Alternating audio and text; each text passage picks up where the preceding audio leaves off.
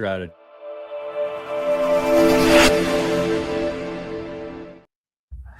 Good morning, good afternoon, good evening. We got the almost full grid here. We got Rashad back, we got Joe, we've got Forrest Huddle, Brad and Jerry. Someone was betting that Rashad won't make it today either. I think Rashad was betting against that. So he's here today. I hope he won big time. I'll start off with Rashad. How are you doing? How was the last 1 month or 2 months that you haven't been here?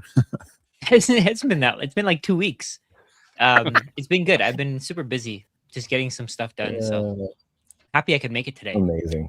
We're happy to have you back. I also won 10 Bitcoin today. So it's always a good day.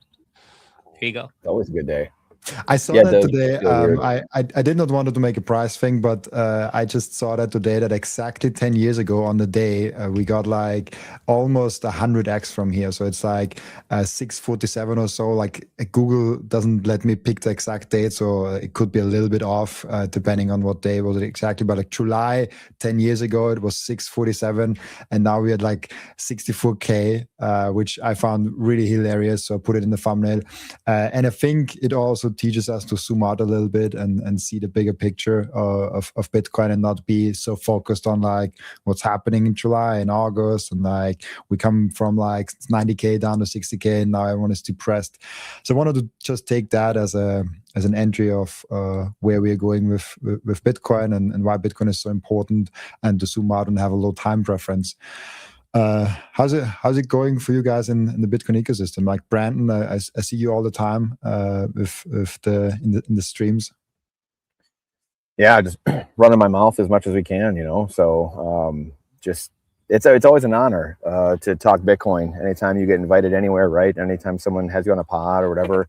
I recorded with Bram yesterday, actually. Bram to be on his pod, and then we had a few streams yesterday. So. Just trying to push the mission forward. This is when you build in the bear market, right? So just what everyone's doing and continuing to push forward. So yeah, you build your privacy stack, build your sovereignty stack, and you have to take away the noise of the world. Joe and I talked about this yesterday. Had so many talks recently with people, because we just, no matter who we are, we get inundated with this narrative, right? From every angle. And it just distracts us from what's important in life, and the things right around us, our spouses, our significant others, our kids, family, and building your stack, like, and actually producing artifacts. Like, go record some, push, just push live, just start writing, just, do something, So that to me is the big thing, to start building a company, whatever it is. And so to me, that's the big thing. It's a makers versus takers economy. It's those who produce versus those who take and redistribute, and that's the battle we're in right now. So it's gonna be fun. Makers versus takers, love that. Yeah, it's one thing that I've noticed, like, I think all the Bitcoiners that are here now they're dialed in. Like, the green lights are on, to quote Jor.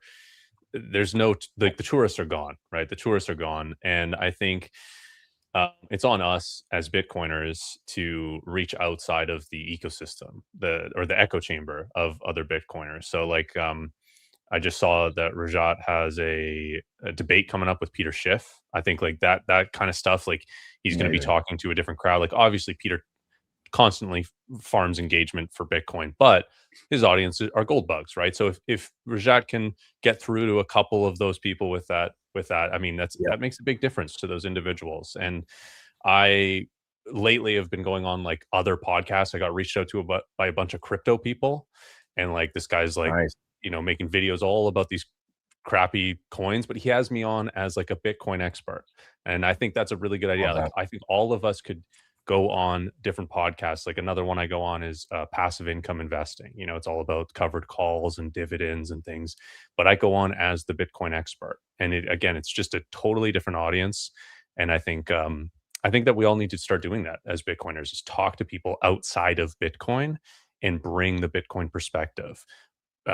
If it's somebody that's interested in like how bad the government is, you bring the angle of Bitcoin is freedom, Bitcoin is sovereignty, Bitcoin is getting away from the reliance of that, right? If it's, there's just, Bitcoin just has so many different angles, and there's so many things that connect to it, And then I think it's just on us to get out there and talk about it in relation to whatever the other topic is.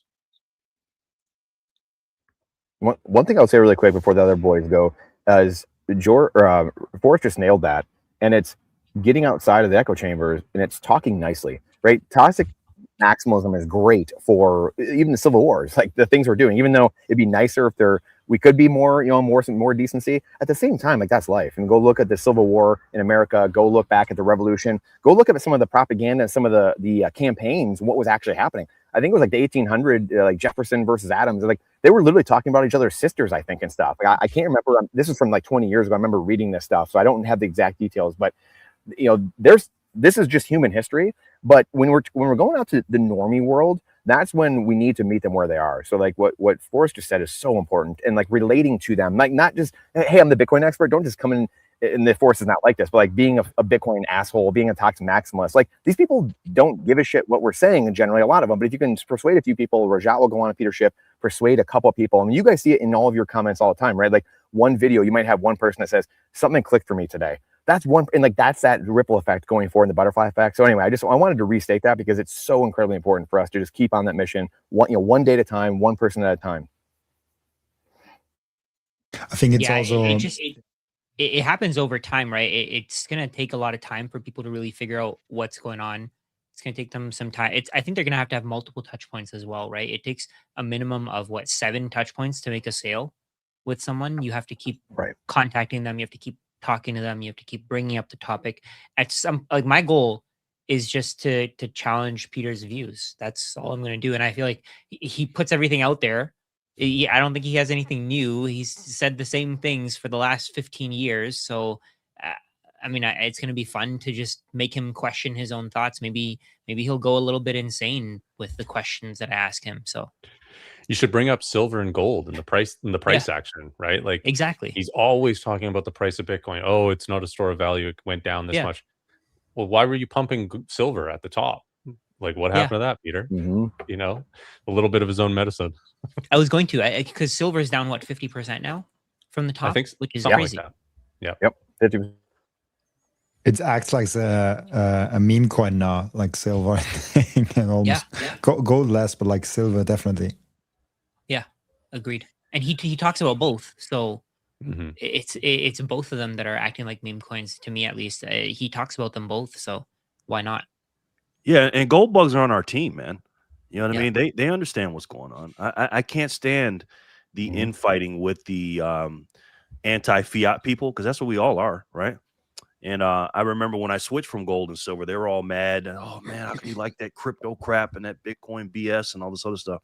I'm like, guys, listen, it's almost like we're like a military. We're just a different branch of the military, right? Fighting against the fiat currency. But I'm telling people right now, because it's the summertime and it's like, nobody cares again about Bitcoin right now.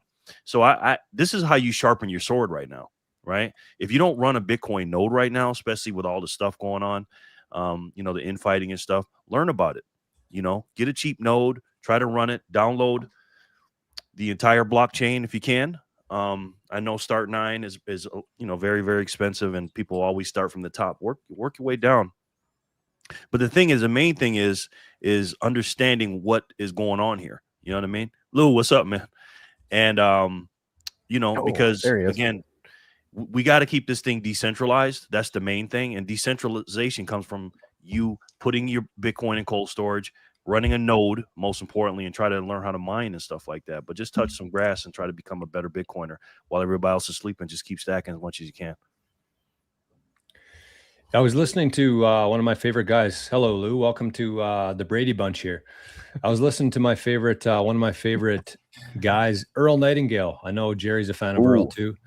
And probably most Bitcoiners are. He's very in line with what we talk about, value for value, providing service to the world, the laws of the universe. And one thing he talks about is like scarcity sells itself. And it kind of made me think of Bitcoin. And you don't really have to promote it. You don't have to talk about it. It just kind of oozes itself out there. The problem, though, that I find in Bitcoin is that nobody really knows what it is. Like he was kind of comparing it to diamonds. Everybody knows what diamonds are, that they're scarce. They kind of sell themselves. But I feel like Bitcoin specifically, it's had a very negative image from the general public for the last 17 years. And so you don't really have to sell it, but you have to combat the narrative and the negative marketing that's been, put towards Bitcoin, because you understand that it's an unstoppable force, a network, fully decentralized, which means it cannot be controlled, it cannot be manipulated. But because they can't stop it, what they do is they use information, and they've been doing it for a very long time, and they're very effective with it. And I would say Peter, even though he is a gold bug, he's been part of that anti-Bitcoin marketing team. So most things in life, you don't really have to sell it. If it's a really good product or it's scarce, people just kind of gravitate towards it, and it will happen over time. It's just how fast we want it to happen, how fast we want adoption. And it's really up to us. How many debates can we have? How many counter arguments do we have?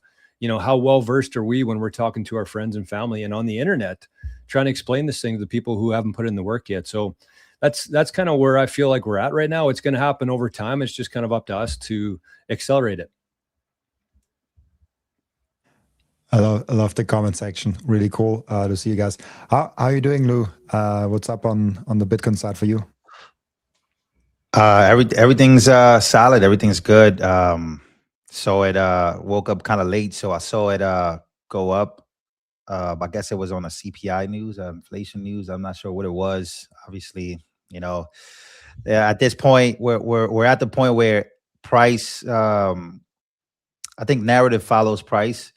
Like most of the time, it's just like Bitcoin's going to do what it does, and then people just attach any type of narrative they can to it to justify downside or upside. So, but everything's good, bro. Just trying to get as much as I could.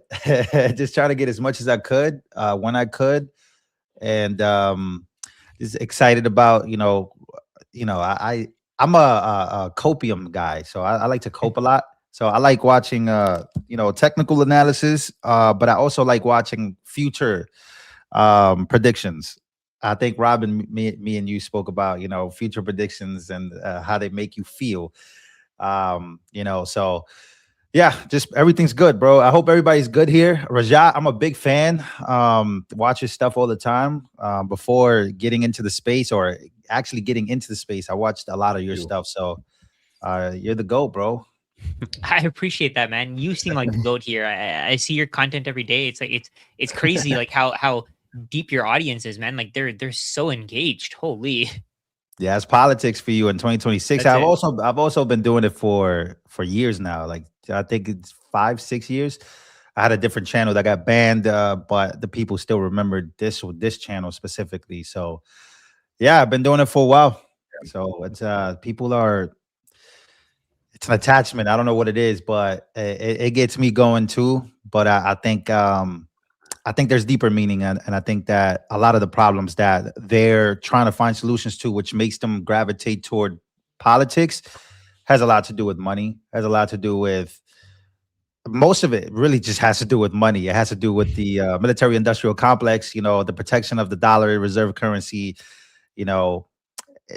Everything. And trying to really, because I didn't really know that, right? I was just a spectator, spectating on politics, but then finding Bitcoin really gave me, and I think my channel, more meaning, that there is a solution to these problems.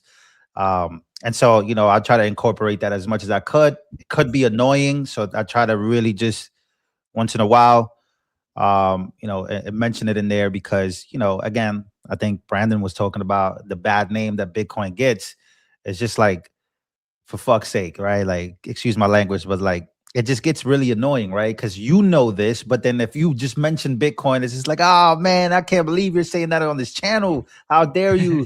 You're trying to scam us. So it's just like, unfortunately, that's a lot of the boomer talk too. There you got to identify the crowds that, have a hard time with Bitcoin, and most of them, in my opinion, could be young. They vary, but from my experience, a lot of the older people, they don't want nothing to do with it. They need somebody else like a Peter Schiff or freaking Charles Schwab or whatever, which they are doing it now.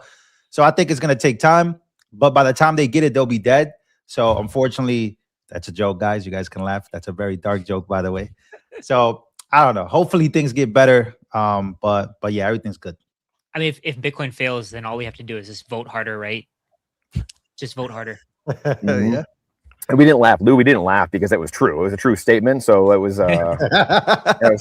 Like, damn, I'm saying boomers are all gonna die. It's like these guys ain't even laughing. Hey, we're all going the same place someday. We're all going the same spot. And well, you know, change happens in generations, right? And you know, it's I think who was it? John Oliver said that Bitcoin is everything you don't know about computers mixed with everything you don't know about money. And I think you're probably right. I mean, the boomers have a hard time with technology. Makes sense, right? We're all a bit younger here. We all grew up with it. It's just really about understanding money, and it's something that we don't understand in this society. We're born into fiat. We all talk about this, but we're born into fiat. We have no understanding of what really gives it value, and it's on us to step out of the traditional educational system to begin to think what is money and why that's important to understand.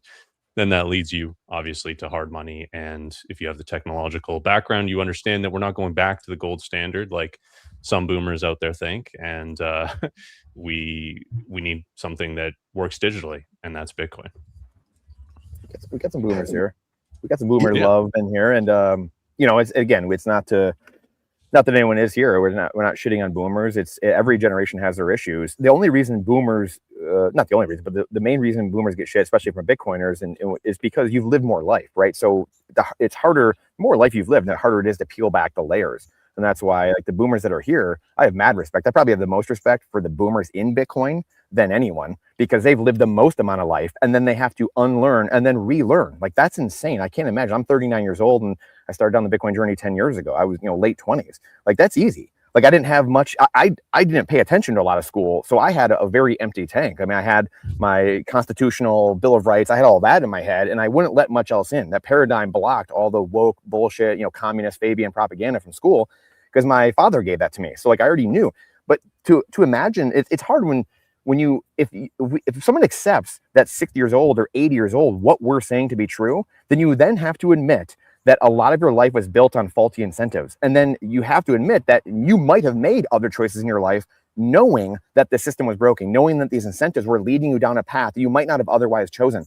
That's a mind blower for people. This is why Bitcoin breaks people's mind. It's why you can't accept it. It's hard to accept. Going back to what Forrest said earlier and some of the boys earlier, and Rajat going on Peter's Schiff, you have to meet people where they are. This is not some, like, it's very easy logically to understand, but again, as we all know, humans are not logical. We're emotional, and that emotion comes up. We realize, oh my gosh, if this guy is true, my entire life is different than I thought it was.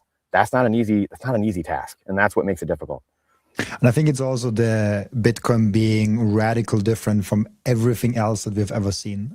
You cannot compare it with something. If you can compare it with something, you could make comparisons. You can make like charts. You can kind of think about the Bitcoin adoption a different way. You can kind of put it in a framework that makes sense for most people.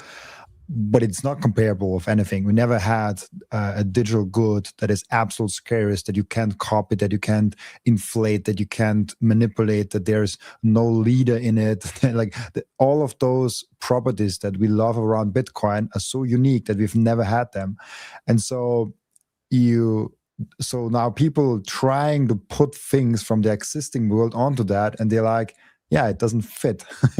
Of course it doesn't fit. That doesn't mean it's bad. It actually means it's really, really good. It's that good that it's so new and so revolutionary. So I think people underestimate the impact that Bitcoin will have in the long run, just because they don't get what it is. And people there's a popular saying in Austria: the farmer doesn't eat what he can't smell. Like, I don't know if it makes sense in English also, but it's kind of like if he doesn't know it, he's not eating it. And so that's kind of like a lot of like traditional financial experts. They're like, oh, Bitcoin, I have a financial framework for gold, I have a financial framework for stocks and all of those, but I don't have a financial framework for Bitcoin, so it must be a scam. I feel like that's a lot of their thinking, and maybe also Peter Schiff's thinking. I think one of the things that a lot of it's not all boomers. Keep that in mind. I'm not insulting boomers. I'm not saying that boomers are bad or they're stupid or something. But I think one thing that a lot of people in that generation want to do is they want to continue maintaining the value of the assets they own. right? And if our generation doesn't want their assets, then how do those assets maintain their value? And when you think about, let's say, for example, what's her name? Somebody from the EU. It's like the chair of the EU or something. I forgot Ursula what her name van is. der Leyen or Lagarde? Yes, I think it's. Christina Lagarde. I think it's no, it's the other one. Both Vander. dipshits. Van der Leyen. Yeah. Yeah. Ursula In van one der of Leyen? her No. in one of her speeches, she was like, "We need real assets to be used as collateral." And she's talking about Bitcoin. She's like, "We need real assets to be used as collateral. We need stocks and we need real estate." But what makes Bitcoin a fake asset? I think that's the thing that they want. They want to just get everybody to even just get away from the perspective that Bitcoin is real, that it does something, that it can actually solve a problem. They want people to get away from that because as soon as people start figuring that out, their Ponzi scheme collapses. Like they need new people to join their Ponzi scheme. If new generations don't want houses, then how do house prices go up? If new generations start living in their cars and they start buying Teslas and they start just living in the back of it, then how do housing prices go up? They don't. And they need us to keep spending money on whatever they own because otherwise they lose a massive portion of their portfolio. That scares them. Can I add to that real quick? I think that's Trump's biggest dilemma is that I think if Trump, if he moved toward housing collapse, I think we need it. Like I was looking at prices of homes and I was just like, man, this is I don't care. Like my house that I bought, I don't care if the value goes to zero. I'm gonna be honest. It is what it is. I know that I bought an overpriced home. Like I know it. Like these houses should never be this much. We should never have a crazy house inflated system where this is where we put our capital and this is where most of these billionaires and I just think real estate is the problem. Like I think that's why you see a lot of these kids going toward communism, socialism, right? Like they would love for no private property. Like they would love for no private ownership because they see the effects of what bad money, right? But they don't know that that's the issue. That's the problem. The problem is they don't know where this problem is coming from. But man, would I love to see a housing collapse. Like I would love to see I would. And I know it sounds crazy, and there's a lot of people who own homes who have their equity in the home, who basically their net worth is their home. But I just think that solves a lot of problems. Like it just does. And the fact that we don't have, I don't know. I think homes being valued at $4 million, $5 million is just absolutely insane to me. I think it's so wild that someone who wants to live somewhere has to pay a crazy amount of price, has to take out debt to own the house, and then has to pay the interest for like the first 20 years. And then the next 10 years will be equity. It's just like, it's a scammy ass system, man. And I think that's Trump's biggest dilemma. I was reading some article where there was a bill that he could sign, but that would be the start of like a housing bubble pop in certain areas in the United States of America. I have to read more into it, but I think that he would love for that not to happen, but also it would benefit him the most if it did happen, because the next generation will have something to look forward to, which is affordable housing, which is what he got voted in the first place, bro. Make life more affordable. Try to find ways to the freaking pop bubbles and, deflation, bro. Just focus on deflationary, aspects of that's what free market capitalism is supposed to be anyways. That's the natural state of the market, is literally deflation, but it's like it's crony capitalism. It's all over the place. So I don't want to go on a rant, but man, I just think that houses being worth that much and then having to take out debt to own it and then being a slave to that debt, I think that's why you have so many people my age. I'm 29. Everyone my age, bro. Like there's nobody I talk to that I can really relate to anymore. Like even my friends. Like, bro, they're all socialists, bro. Like, it's crazy to me. So, whatever. They're all either socialists or they're all gambling. Oh my God, that's worse. It. That's the two groups. They're either socialists and they're getting screwed Almost by not one and the gambling, same.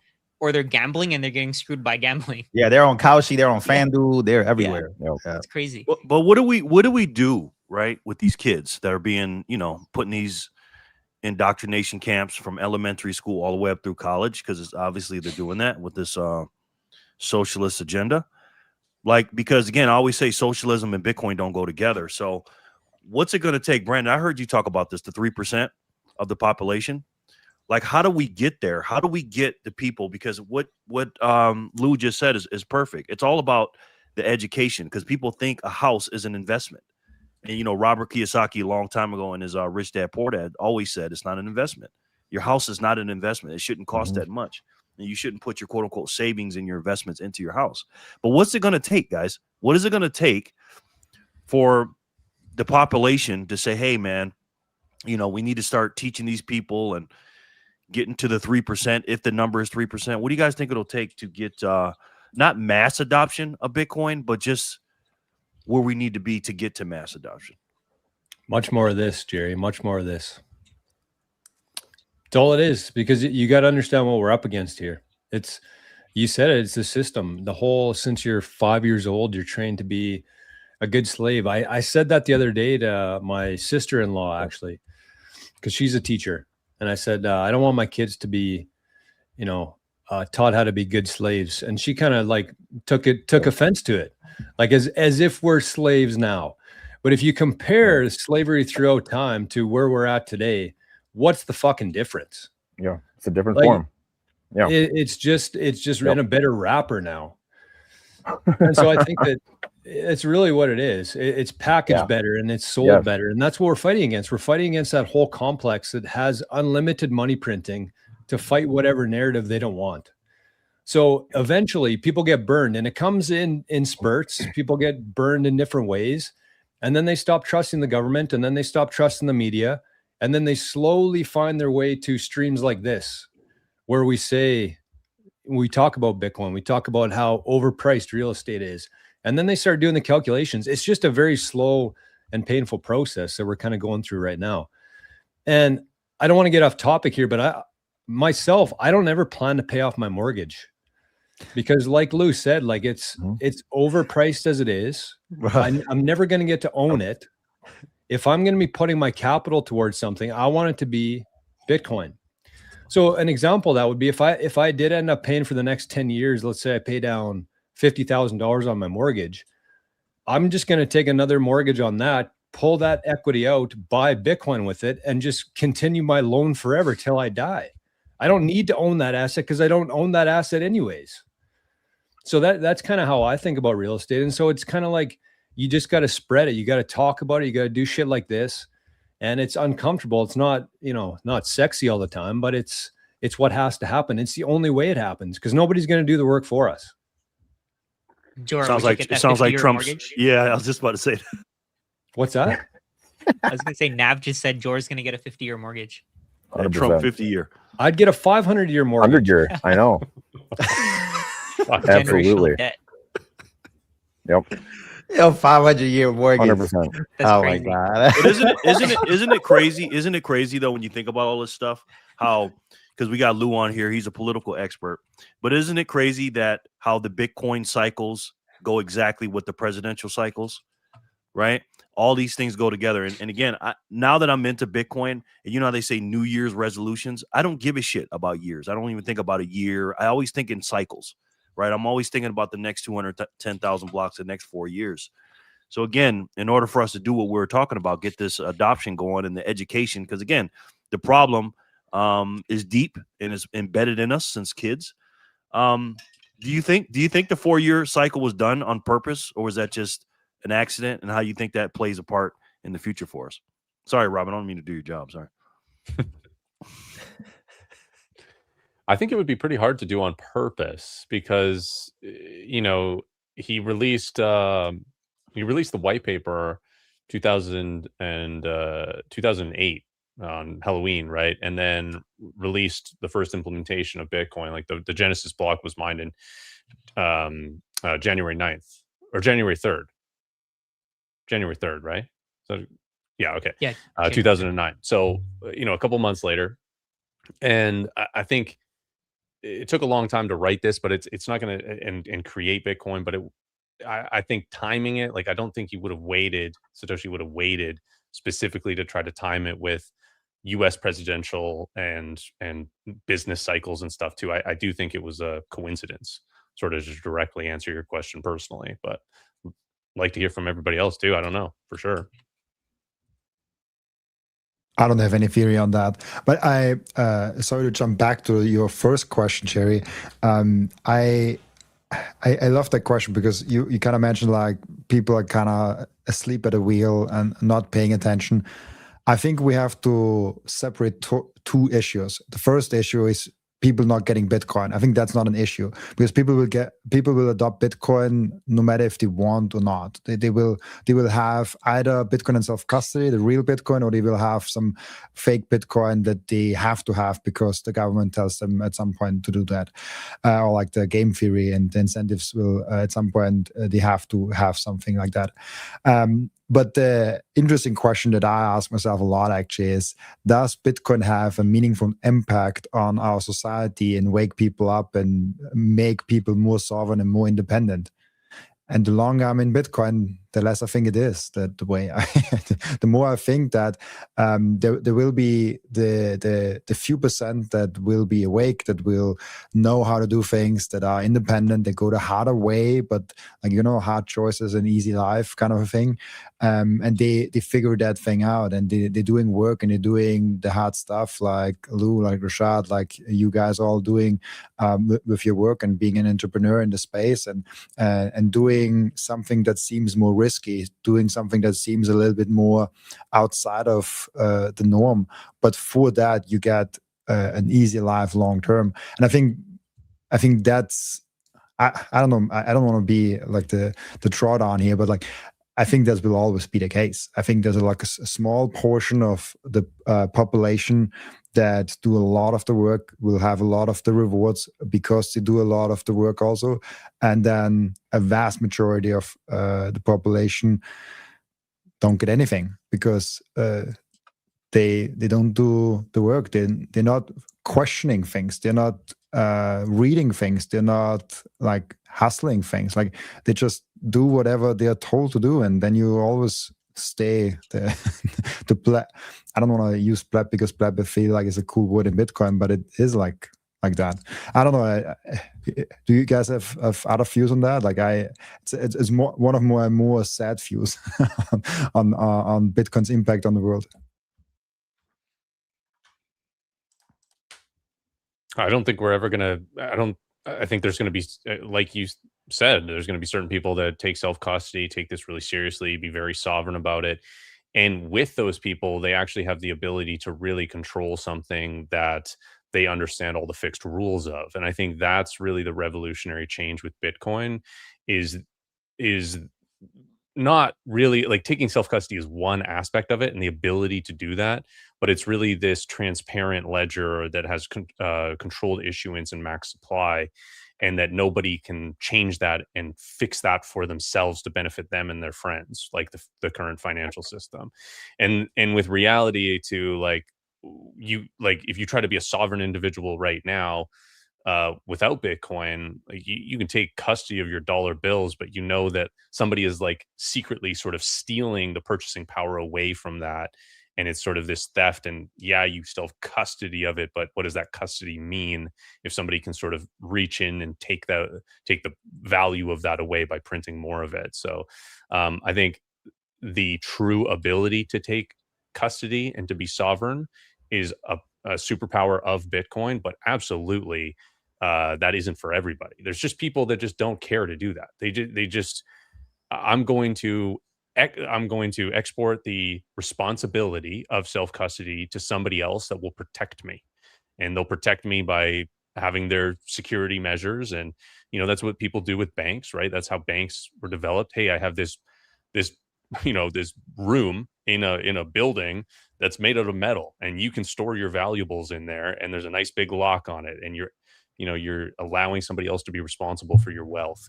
And I think that's probably going to be recreated with Bitcoin throughout time. However, there's ultimately still that ability for an individual always to take self-custody. I think that's always going to be possible. And I, there's other people that disagree with that. Like NVK says, like, you're basically in the future, people will just have shared UTXOs. in the form of like a layer 2, like Lightning or Arc or Spark, and you have some semblance of maybe unilateral exit or something. But if you don't have enough and the on-chain fees are too much, then it becomes complicated. But I do think that you'll have a level of sovereignty that is restricted ultimately by the base layer, not allowing non-sovereign games on top of Bitcoin, if that makes sense. I think that the banks are like, that's a great analogy there for us. And I think that if you think back to like what the banks were, I don't know if banks used to be for everybody. Like I feel like the whole steel safe, you can put your assets in here. It was for the wealthy people because they didn't want to have the gold at their house, because gold is a huge vulnerability. If somebody knows you had 200 ounces of gold in your basement or in your backyard, it's going to be gone by morning. So they trusted the banks with a safe to do that for them. I don't think it's the same as Bitcoin, because you can now store Bitcoin in a much more efficient way that really reduces the risk of getting robbed. I think that we're going to go through a tough couple of years here of like more kidnappings, more robbings. But like as this plays out, people are going to realize that Bitcoin's impossible to steal, because you can put a key in this country, a key in this country, a key in this country, and you have to bring two out of those keys together to move any Bitcoin. So I think that where we are right now, 100% agree with you, Forrest. Like nobody wants that. Nobody cares about it. Nobody realizes the importance of that. But in the future, I think as more people get educated around what Bitcoin is and how good you can actually secure it, that makes the banks kind of obsolete. And people will, I think anyways, maybe different generation might actually want to take sovereignty of their assets. And it probably won't be for everybody, right? Like if you got, say 10,000 sats, like, do you really need to put it in 3 different countries? No, but the wealthy people, the Bitcoiners with a Bitcoin or 2 Bitcoin or whatever that is, they'll definitely want to keep their own kind of protection over that.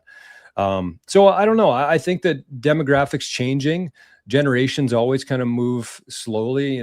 Things change by the generation, and agree where we are right now. Nobody wants that. Nobody cares too much because they don't know Bitcoin's ability either. But I think that will change in the future. I really do. But like, how many people right now that own Bitcoin have self-custody, and how many of those who have self-custody have run their own node? As like such a small percentage. Like I always, probably. I have no numbers, but I imagine it's a very small percentage. Even if I ask I asked one time on my YouTube channel who has Bitcoin and has it in self-custody or has some in self-custody, and it was like 40%. So if it's on my channel that low already, I think it's like maybe 5%, probably lower. I don't know. But the question is like, how many people actually doing the work, and in that early stage of Bitcoin, the services and the ecosystem around Bitcoin will be so much better in 10 years and so much more convenient and tried and tested, and like all of those certificates and things like that. People will just be lazy and not do self-custody, or like do some sort of semi self-custody where you have one key and like there's like institutions that have other keys, like that. They're kind of like not really self-custody, but you can claim you have a key and you have some transparency on the ledger, so they don't do anything with the key. So the more I'm in Bitcoin and the more I talk with people, the less I think it will be a mainstream thing. I would love for it to be otherwise. I mean, I'm a co-founder of a self-custody company with Microseed. I am incentivized for everyone to use self-custody, but I just don't think it will be mainstream. I think it will be for a small elite that has the maximum freedom, that are right now in this room, and not only like the 7 of us, but also the 100, 200 people that listen to this. They are like a small elite that gets self-custody, they get sovereignty, they get freedom, they get Bitcoin, and they are the ones that have the ability. And that's what Forrest also said before. It will always be the ability for us to do that. I think so too. But it will never be the mainstream. I don't think we'll ever get to like 30% of Bitcoiners or 30% of people that have exposure to Bitcoin have Bitcoin in self-custody or something like that. I think it will be way less. Yeah, and I agree with you. I think you're probably right. And you know, we probably just need a few more good rug pulls before people realize the pain point, right? Like, how many people, what percentage of people increased in self custody because of Mt. Gox, because of Quadriga X, because of FTX, and the countless other exchange failures? You know, everything looks good if you trust BlackRock with your Bitcoin, and you have IBIT, and you don't care about self custody because you have fiat price exposure to Bitcoin. But it's a fiat game when you don't have custody of it, when you're not checking your own transactions with your own node. Like, you are at some degree of fiat games with your Bitcoin the further away from self custody you go. And I think that it could be pain that bring people into self custody, and I think that there's going to be there's some combination or some variation of the future you predicted there, Jor and Robin. I mean, it's very hard to know any future. But the other thing that could happen too is a premium on self-custody Bitcoin, on real Bitcoin that isn't custodied by somebody else. And there's too much risk for arbitrage between them. And this is something that you see with gold right now, with paper gold and real spot gold. And, you know, I think the gold exchange in Hong Kong, I believe it was, maybe China somewhere, not super familiar on the story, but basically they're trying to restrict certain activities to bring out the real price of gold, because when there's paper gold on top of that, there's the ability to play paper games. And, you know, it could be pain points like exchange failures, or it could be the idea that literally self-custody Bitcoin is more valuable than custodied Bitcoin. And then that's an incentive, right? It's all about incentives. We follow incentives. If you have a natural incentive to say, hey, I don't trust the custody solution, you're going to take custody. If you say, hey, this is more valuable if I take self-custody, there's the incentives, right? So I think it really just is dictated by what the incentives end up being in the future. Sorry to interrupt you, but I would even make that argument that it's already now more valuable in self-custody than not, because you can already do more. So it's like on a dollar basis, it's not more valuable. It's like you get the same amount of dollars, euros, whatever your currency is, but actually you can do more stuff with the Bitcoin if you have it in self-custody than if you would have it on an exchange or Coinbase or semi-self-custody, because then you're relying on someone else. If I have Bitcoin in self-custody right now in my home, I can send it to you right now and you will have it in like 10 minutes. If I have semi-self-custody, I have to call someone, I have to do those things, and like it's there in like 3 days, 4 days. If I have it in an exchange account, I might not even be able to send it to you. So in a way, we already have a premium on self-custody Bitcoin because you have more ability and utility in that same asset. Yeah, I mean, there's benefits to both, right? Like, if you have Bitcoin in an ETF in a margin account, you can borrow against it for really low rates. You could sell covered calls on it. I mean, there's different use cases for different things, but I do agree with you. I mean, the permissionless and censorship resistant nature of real self-custody Bitcoin is incredibly powerful, like you suggested there with that, the story of being able to send it immediately without asking permission or without getting blocked by your exchange for, is this your wallet? Like, there's no questions, right? Is this your wallet? Or are you sending to somebody else? Or is somebody telling you to send Bitcoin? Like, these kind of crazy things that happen with exchanges. And yeah, I mean, I think we all value self-custody Bitcoin way more, but the world has to begin to wake up to that. It's nice not to have to put in your phone number and confirm it to do something. You get a text message. 2FA. Yeah. Facts. But you know what the problem is with interoperability?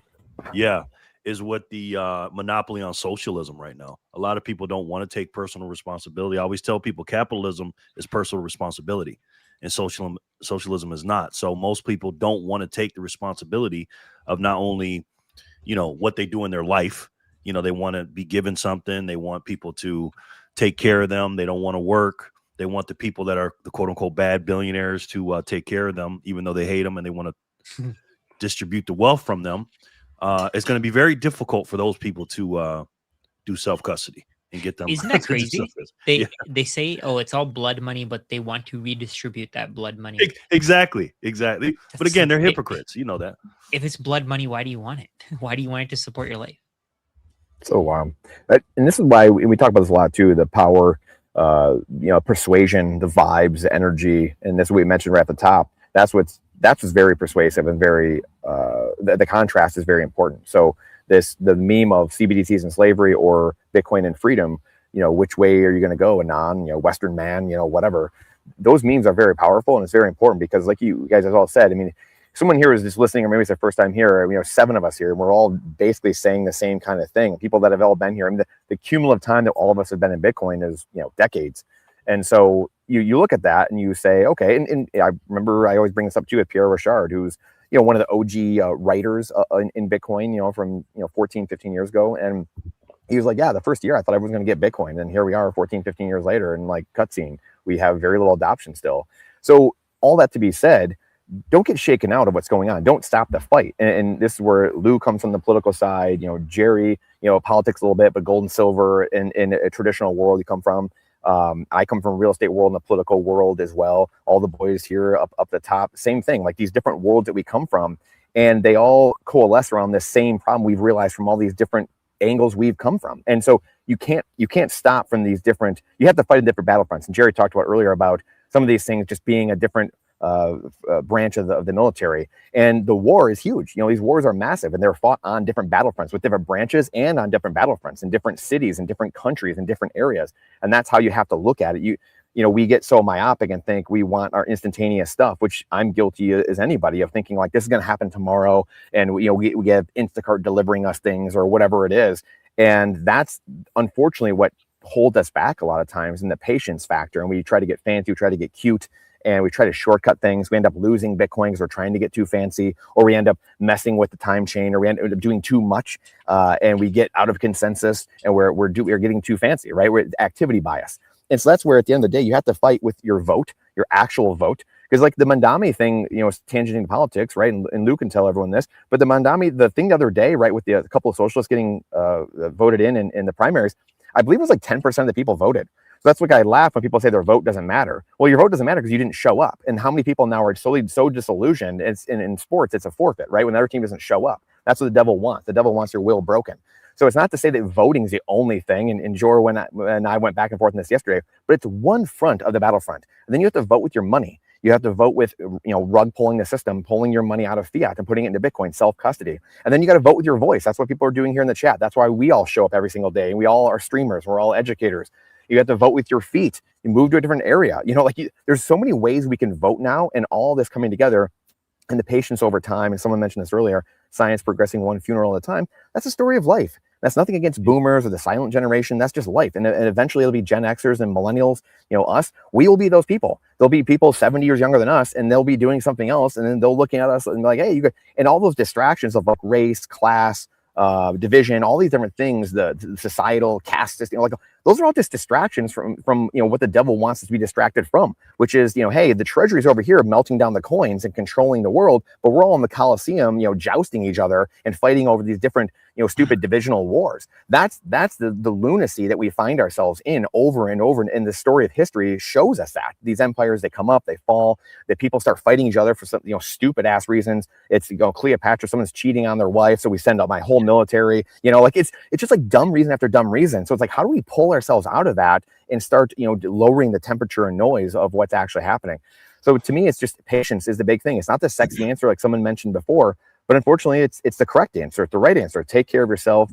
Be the people that we want to attract to us, and become a better person. Put yourself in order. Control what you can control. And then over time, us continually doing, and people showing up in the chat, as people get touch a stove and people burn themselves, they come to find the people in the chat, the people on the screen here. Then they come to find. That's how we all found it. Took me 5 years. I was money guy. I was political guy. I was all this. I saw Bitcoin for 5 years and kind of like in and out and whatever. It took me from 2013, 2014 till 2018, 2017, 2018 to really start grokking Bitcoin. And I was in the space, and I was gold guy, and I was silver guy, and I was doing real estate and doing all this stuff. So it's like, I kick myself all the time of like a guy that was in the space. It's not like I was a normie out in left field, just like, digging ditches all day, or I was a lawyer and I was doing this or some random job where I was never involved in money and finance. I was there.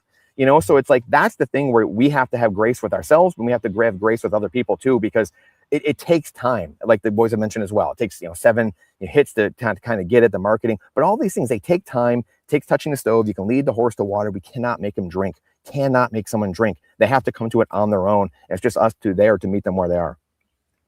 Preach, Brandon. Nobody wants to hear that, though. No, it's not sexy. We probably had 100 people leave the room just now.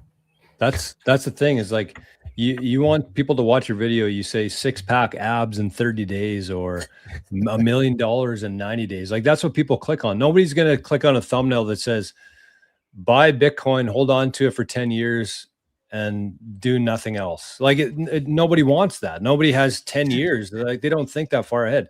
Lou, you're probably the youngest guy here. Shout out to Robin, our host, who had to duck out early here.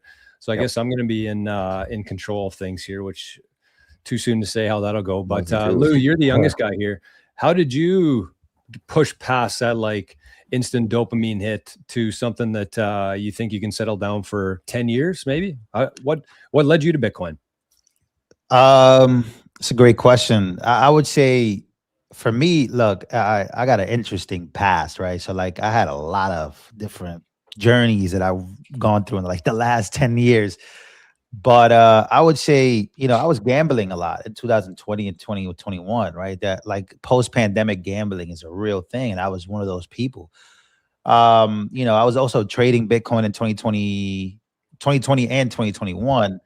I was just trading it. I wasn't really interested in it at all. I was just trying to make money off of it, and lost a lot of money in gambling, lost a lot of money, period, over time. I didn't really have cash flow. I didn't have much going on. This is before I began to, dive into politics, try to get on camera and, start YouTube channels and do that stuff. So I would say that the journey of a 29-year-old at that time, maybe 24, 25, is, I don't know if it was Rajat that said it, but it was more like, the gambling stuff is real, bro. Like I saw how obsessive I got, thinking that I could bet on this, and I could bet on that, and I could bet on this team this day. And, you think that that's a way out. But I just think that I think for me, the moment that I just made a pact with myself, I said, I'm just going to provide value. And I'm just gonna be valuable to the world, and in exchange for that, I'm gonna get fiat, but I'm gonna convert this into something that no one else can print any more of.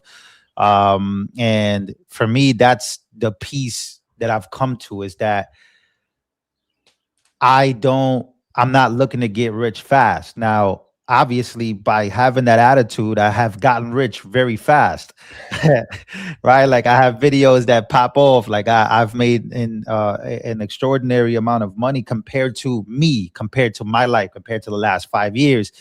It's a lot of money, in my opinion, a lot of cash, and I've just been very blessed. But for me, it was just an attitude change of, I'm thinking, 40, 50, 60 years old, grandfather me, how proud am I going to be of myself for the decisions that I'm going to make today? And I think that is something that I think a lot of people my age, they aren't doing. They don't even want to have kids, right? Because in their world, the world is too evil. The world is bad.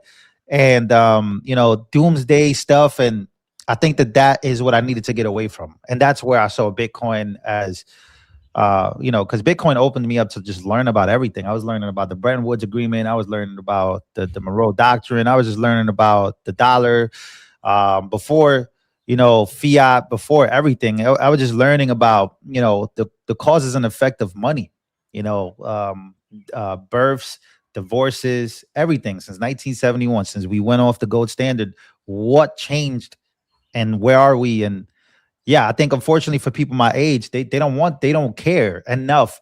A lot of them don't, but they don't care enough to care. Like they don't want to know more. Like they're at that point where they're like, man, F that. I just want to live life. I want to party. And unfortunately, that to me, to Brandon's point, that to me is the worst thing you could do, because 10 years down the line, when you're 40 or when you're 45, you didn't have any kids, you don't have anything.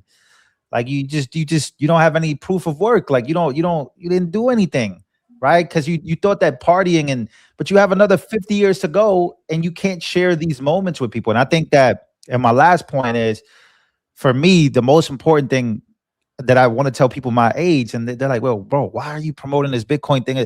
For me, it's just like, bro, I want to have a family. I want to have a mansion in New York somewhere, not the city, but New York somewhere, where I can have access to my family. I can go to the Yankee games. I could do all of these things that I want to do what I'm gonna get, what I think of money, I just think of freedom. Like I want to be able to access family. I want to be able to tell everybody, yo, come stay with me. Come here. Let's do this. Let's do that. And I think that that's what I want. That's what I want in the long run. And at 29, I'm happy that I'm at that point. But I think it was like a lot of trials and tribulations, bro. It was a lot of bad stuff that's out there that's calling my name. And I think that gambling, going out, partying, bro, like, I mean, everything, girls and drinking and, you know, having fun. For me, I have a focused mentality. And I'm just trying to share that with a lot of people my age. That, yo, bro, like you at 35, your life could change at 30, no matter how old you are. But you gotta be able to know what the problems are. You gotta be able to, you know, get the help that you need. And I think a lot of people right now, they're just addicted. They're addicted to sex. They're addicted to drinking. They're addicted to gambling. They're addicted to so many bad things. And I was there, so I know. You know what I mean? And and it's weird. It's like, how does Bitcoin help you with that, bro? It's not that Bitcoin helped me with that. It's more like, because I learned about Bitcoin, I learned about the problems that. I just learn about everything. You just learn about everything. But I was at a very, very dark place, bro. And I thank God every day that I'm just not there anymore. But I understand and I sympathize with people my age. I know why they're there. And I was there. I know. And I just think that I'm scared for the next 5-10 years, bro. People are not going to have families. They have no proof of work, no proof of life. Like imagine these women going out, they're just not gonna have kids anymore. You can't have kids at 40 or 45. The risk is too high. It's just like, I think about stuff like that. And unfortunately, you know, learning about Bitcoin, low-key saved my life, man.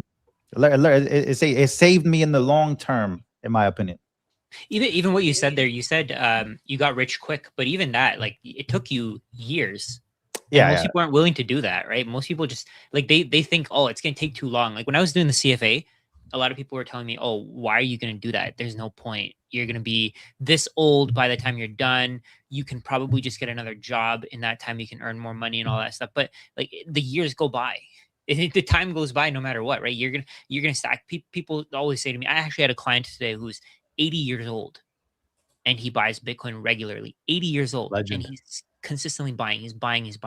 Damn, and let's go. And he's like, I don't know how kids your generation just don't get it. They want things to happen quick. And like if I can, like he was saying, if I can understand Bitcoin, how can't they understand Bitcoin? He's 80. Government run schooling. Like that's crazy to me. Like people who are 33 years old who have been surrounded by technology, or like 30, 40, 20, who have been surrounded by technology their whole lives. They don't understand where Bitcoin can go. And part of it is because of what you were saying there, Lou. Like they don't want to put in the time. They don't want to put in the effort. They don't have a way to create proof of work. And everything is proof of work. Humans are proof of work, right? We're proof that somebody before us had a relationship with someone else and we were born, right? That's proof of work. And somebody took care of us until this age. Everything is proof of work. Everything that matters is proof of work. But people want proof of stake. They want fiat. They want this Keynesian mindset of whatever it is, like what we talked about in our last show. I'm not going to go into it, but like that's what they want to go into. Like they want quick results. They want a system that's controlled by a small group of people so that they don't have to take responsibility. And it's just it leaks into every aspect of your life. Like when you don't understand how money works, you're probably not going to go deeper into how your food is created, right? You're not going to go into how houses are being built, lower and lower quality over time. It's not because the builders they hate you. It's not like they're trying to take a bigger profit. It's just that the money that they're getting is worth nothing. So they can't put in the same inputs as they could 30 years ago. And you have to pay attention to that. The system is designed to keep you away from understanding that. And it's almost like everything is just masked. And there are band-aid solutions to everything, but nothing gets resolved. Like we've had problems in the financial system since 2008, and they're carrying on until today because we didn't have a solution. We haven't created a solution for it. The system is still exactly the same. It's just that we keep building on a pile of shit. Yeah. People don't believe there's hope, right? Sorry, go ahead, Jerry. Oh, sorry. Okay, thanks. Rajat, first of all, well said. I want to get back to what Lou said, man. First of all, Lou, I commend you, man, for your journey and what you've been doing. You're a young man and you're a successful man. And the thing is, it's not that, and he said it, so I'm going to say it. It's not because he got rich. It's how he got rich, right? He worked hard and he also knows what's going on with Bitcoin. He is a very, very rare young man to be his age and to doing what he does and knowing what he does. There ain't a lot of people like you out here, man. And I'm going to say this because I have a few things in common with him. I'm from New York as well. Now, I'm not from the city. I'm from Rochester. So we know there's a little difference there. I live in Las Vegas, Nevada right now. And this picture above me, you can't really see it because of QR code. I had this picture in my house for a long time. My grandmother used to go to Las Vegas a lot. And my grandma wasn't the nicest woman in the world, long story short, but she was this picture right there. I had this in my old house in New York. And I had a vision board and all these other things. And I put this picture up because I always wanted to live in Las Vegas. And the reason why is because when my grandma used to go there, she'd come back and she used to be so nice.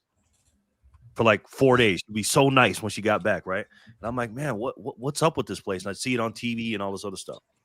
So I moved here in late 2020. I got away from New York because it was just, the stuff going on with the scamdemic. But I want to touch on the gambling thing. The psychology of people here in Las Vegas, Nevada, I cannot explain to you how messed up this system is, man. It's not because people are addicted to gambling, right? And I'll get to that in a second. It's because it's fast money, right? People are struggling out here. They are struggling so bad and they don't know why. My daughter's husband, my son-in-law, he called me a couple of months ago because he thinks I'm the money guy. And he's basically said, hey, Jerry, I need a lick. I need a play, man. You got something for me? And I'm like, he's a black dude. You know how he talk, Luke. And I'm like, I said, yeah, man. And I started going into Bitcoin. He stopped me because he knows how I am. He said, look, man, I don't want to hear that. He said, I don't want to hear it. I need something fast and quick. And I'm just like, and again, this is how everybody thinks. And he's a little older than you, Lou. He's about 32. And I'm just like, I can't change him because people want that money fast because they don't understand the money is broken. Gambling is the toughest addiction in the world to get over. It's worse than drugs. It's worse than sex. And I tell people why. The reason why is because you can use as much drugs as you want, but you can't spend $100,000 on drugs and put it in your system at one time. I know people that bet 50 grand, 100 grand, 25 grand, just like that on their phone at the thing. When you go to the casino, like the fight the other day with the MMA fight that was going on, man, when Conor McGregor did what he did with his leg, people were so hurt, man. 80% of the money line was on him to win. Yeah. And it messed people's lives up because they were putting their hard-earned energy into that, right? So again, I tell people gambling is a bad addiction, man. And when I walk through these casinos, because I get a lot of deals in the casino, so I walk through and I see people sitting at these machines.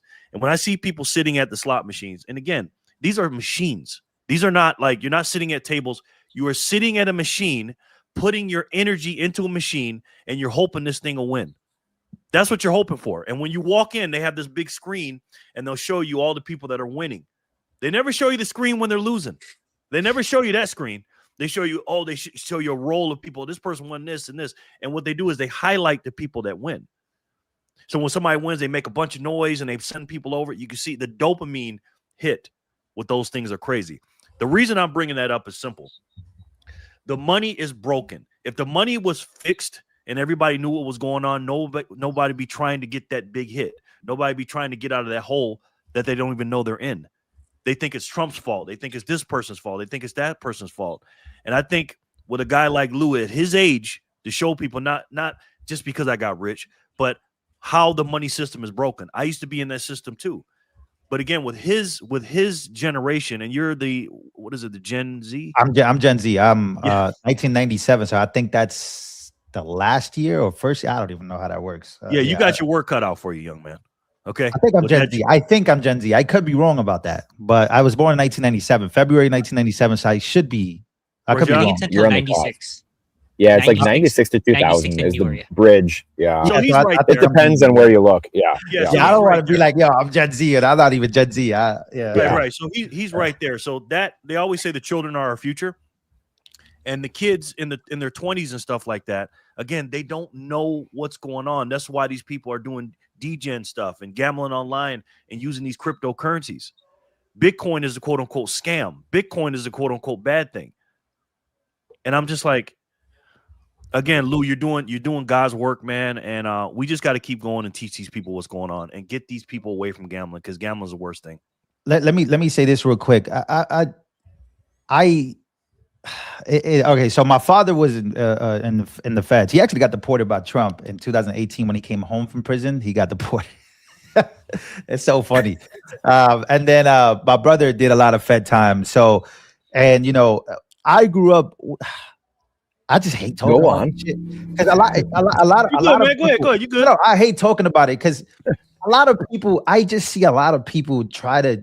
They wish they grew up like that. Like I like a lot of people want like.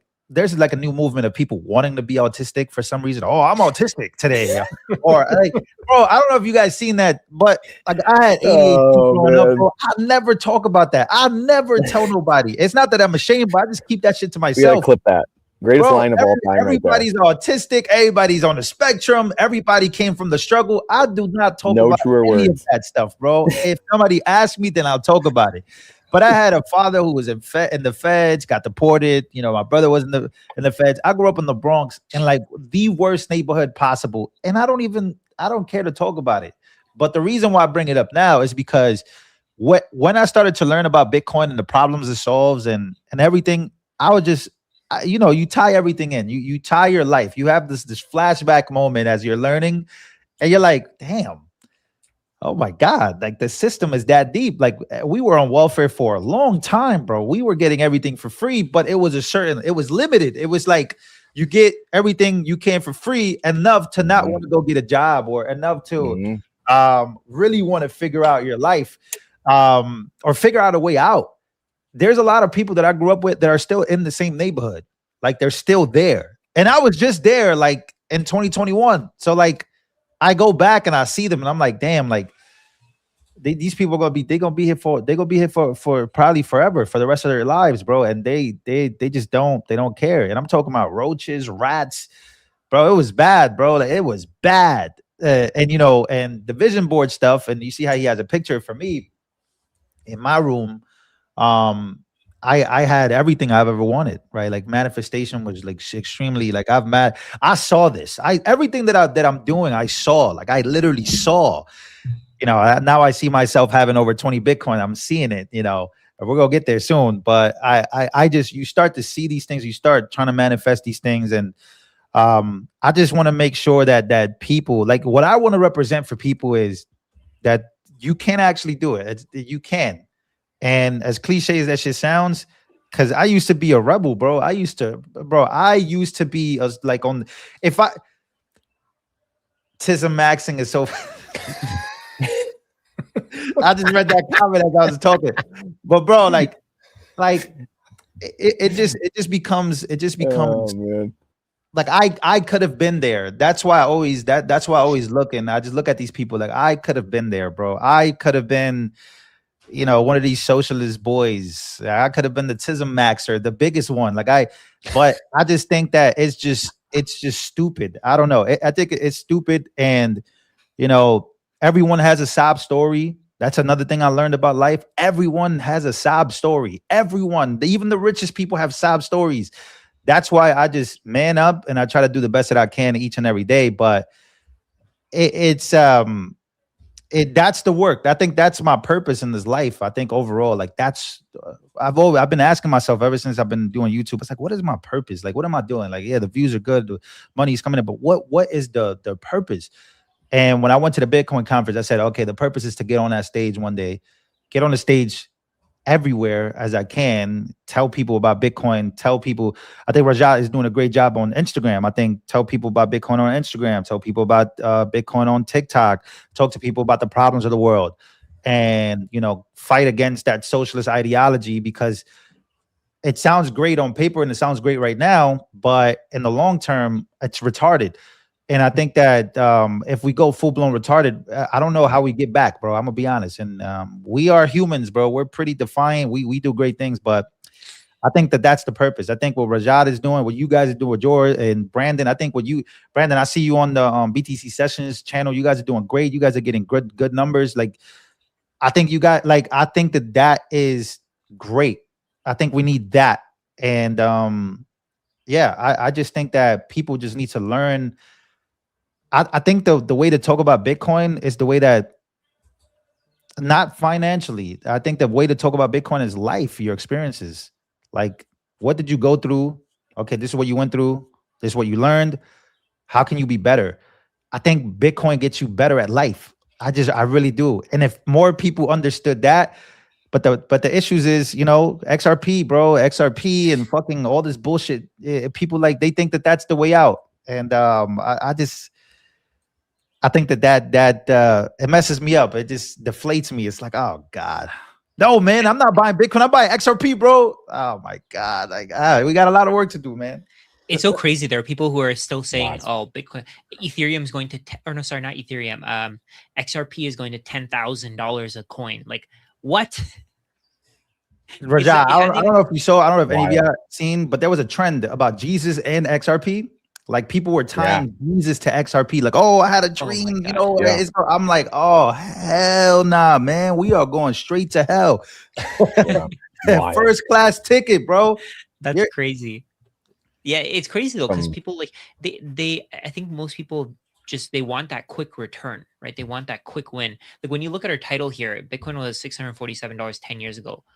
Woof. At that time, people were probably like, I'm not waiting 10 years for Bitcoin to go to 10x. I can do this or this or this. And in that time, it 100x'd, right? And maybe it'll do another 100x in the next 20 years. And the or same 1,000. people, or 1,000x. Yeah. I mean, it could do anything could happen, right? Like, you could make the case that Bitcoin's going to 1 million in a year. You could also make the case that Bitcoin can go to 1 million in 20 years, right? Either way, like that's the thing though. Most people just, they don't want to wait. They don't want to wait. It's like what Jerry was saying there. They want that quick win. They want the quick hit, because that's what makes them happy. That's what makes them feel like, oh, I accomplished something. Because everything else is just too hard. It's way too difficult. That's why the five of us, Robin, Forrest, that's why we continue, because we're okay with going through the volatility. I keep talking about it. There's this book called The Dip. I think you guys would love it, but it basically goes through how you have to deal with all of the volatility that comes across your life in literally any aspect of it. And let's say starting a business, if you're playing a video game, if you're playing a sport, you're always going to deal with dips, right? But you have to get through them. Same thing with Bitcoin. You have to get through the dips, but most people just don't want to. They can't. They'd rather focus their energy on things they can't control. Like, I mean, most people want to focus on things like, the stock market is rigged, or you should vote and get this person in office. And that's what they're pushing. That's what their entire life is about. They just don't focus on the things that they can do something about. And that's what's making them lose all their energy, right? They're not focusing their energy on the right things, and they can't succeed because of that. Yeah, I mean, I think it's just a reflection of society, and it's definitely intentional. Mm-hmm. Like, they want people to feel worthless. That they spend 12 years of your life in a public education system to tell you that, you're not worth anything. You should be this way. You got to put up your hand to go to the bathroom. They train you from a very early age to believe that you're powerless and that you can't do anything. And it's the system, because the more reliant you are on the system, the less likely you are to revolt against the system. And so it's the whole thing, head to toe, your whole life, you're taught this. And, I think that Bitcoin, unless you have the ability to, Bitcoin isn't just a money to me. Bitcoin is really, I think Lou said Bitcoin saved my life. I agree with that. Like, yeah, I've made a little bit of money off it in fiat terms, but what Bitcoin has provided for me overall in my life, whether it's food or health or relationships, or actually what it means to provide value to society, and the law of the universe, in the sense that you basically only get back what you put into something. We're not taught that shit in school. Imagine if we were. Imagine how much different this world would be, and society would be, if we were actually taught about manifestation, repetition, adding value, providing value, servicing others. We're not, though, because they don't want you to be sovereign. They want you to be a slave and totally dependent on that system. So it checks out. But the hard thing to me is that it's a very uphill fight. We're fighting against a pretty big system there. I do believe that we will win because truth, nature always wins, no matter what in the long term. It's just how fast is it going to come? I got to go. I just want to say one last thing. I think even if Bitcoin does go to zero, we're all going to be fine because we have the right mindset. 100%. Like we've built that way of thinking that will make it so that we're okay because we can rely on ourselves. We're self-sovereign. We understand how the world works a little bit better. Maybe we don't understand everything, but we understand the world a little bit better than we did before because of Bitcoin. And it made us look into the truth. And I think that's going to lead to a lot of people just succeeding, even if Bitcoin does fail, which I don't think it will. But if it does, that's going to lead to a lot of people just having the lives that they actually want to live. Yeah, so Amen. true. Well said. So true. Real quick, guys. As we all know, Lindsey Graham just passed away a couple days ago, and he was a big, staunch proponent of the Save America Act. But they've also been talking about the Clarity Act. Do you guys think do we need that for Bitcoin right now, or does it help? What do you guys think? I think Clarity Act. All right, Rajat, it's nice meeting you. The Clarity Act. The Clarity Act. I think again, I'm a Bitcoiner only. I don't really give a damn about any of this shit, but I think it provides clarity for the big money institutions and the space as a whole. I can see why it will be good in the long run because there is a lot of money. Allegedly, there's a lot of money on the sidelines waiting for this clarity to go through. So I don't know. I don't know if it matters for Bitcoin. I think Bitcoin is going to Bitcoin in its 4 years cycle trajectory. I think it's going to do what the fuck it's going to do regardless. But I think for the space and the money and institutional money, I think it matters in the long run, from legitimizing but then again, it's like, what is it legitimizing? I think Bitcoin's been legitimate, right? Like I think Bitcoin it's a freaking $1.3 trillion asset, all-time high, 2.6 trillion dollars, right? That was the market cap at its all-time high. So I think it's more than legitimate. So I don't know what is legitimizing. I don't know. I think the crypto space is toxic. I think it's terrible. The entire crypto space as a whole, I could see the case for Ethereum. I could see, but I don't know. I don't know. I personally, I don't care, to be honest with you, bro. I don't know if it's good or bad. We shall see. Can they get it done?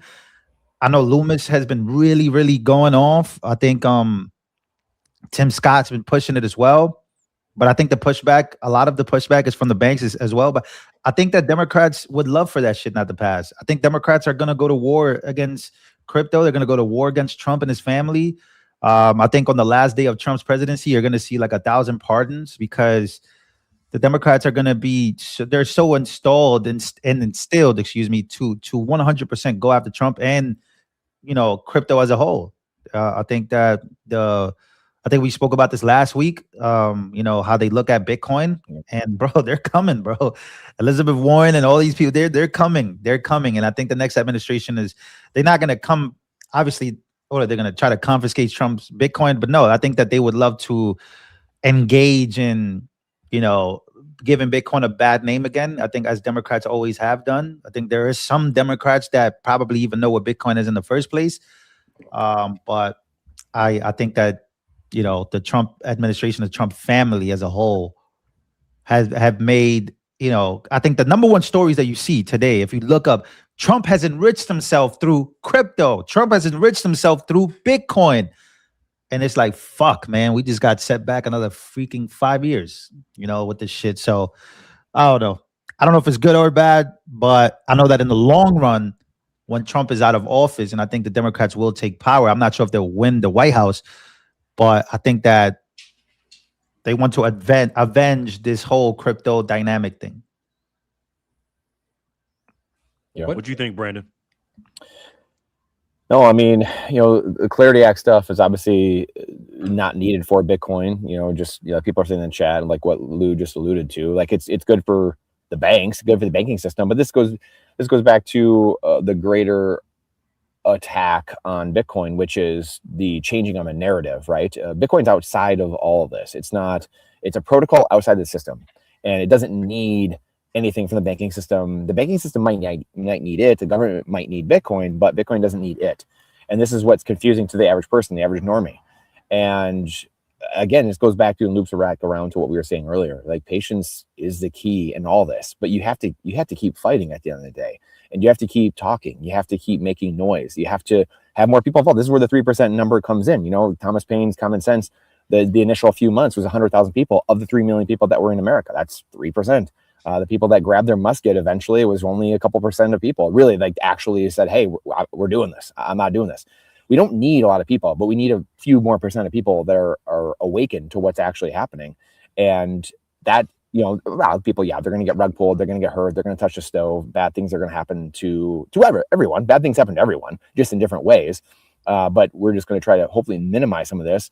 And is Bitcoin, you know, part of what this title today, Bitcoin at 647 10 years ago, that you know, people don't think there's hope today, right? So like, people don't want to put in the work because they don't think there's even hope, right? So Bitcoin gives you hope.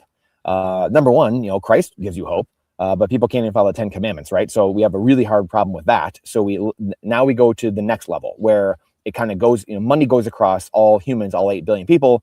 Not everyone believes in Christ. Okay, well, what's the next step? It's the communication layer between all 8 million people is money. And so that here we can all talk that. So that's why this medium gets fought over all the time, the money and the money layer. And this is where evil has found a different way, which again, because not everyone believes or is a believer or doesn't understand good versus evil, and we're in spiritual warfare on earth, then again, it makes it very hard to talk to a lot of people about what's going on. This is why we see so many problems today. This used to be much more common 50, 60, 80, 100 years ago. People, you could have deeper conversations with people because they understood the genesis of where the problems emanated from. But if you don't even understand the battle you're in, how the hell can you fight the war? And that's what we're dealing with. This is why Lou and Jerry, what you guys were talking about, and Jordan, some of the other guys, the socialism and communism, that is a satanic mindset, literally. I've heard numerous priests over time talk about, you know, Marxism, you know, and all that. It's a satanic mindset of take from everyone else, take, and redistribute. That was not Jesus Christ. He didn't take from anyone and give, oh, you deserve this, you deserve that. It is completely antithetical. But if we don't understand the roots of life and nature, then we're going to have a very hard time. And this is where we get into this. I want socialism. We got to redistribute all this stuff. I got to take from other people. It's not fair. Life's not fair. Newsflash, life is not fair. God was nailed to a cross. You think life's fair? You think life's going to be better for you all of a sudden? And that's just something that most of us can't admit. And like I said all the time, like I talk to myself and I'm myself over the head every single day, and to remind myself, dude, you're no better than him. You are no better than him. So good luck when you get pissed off at night. And why don't they see what I see? Because you're always going to be persecuted. Truth's always going to be looked down upon. That's not how the world works. But because we can't humble ourselves to that and realize that, we just quit, we give up, we get frustrated, and that's the fight. That's the fight we're here for. We are here purposely to be fighting this. And it's a never-ending fight until the guy upstairs says, okay, the fight's over. And that's it.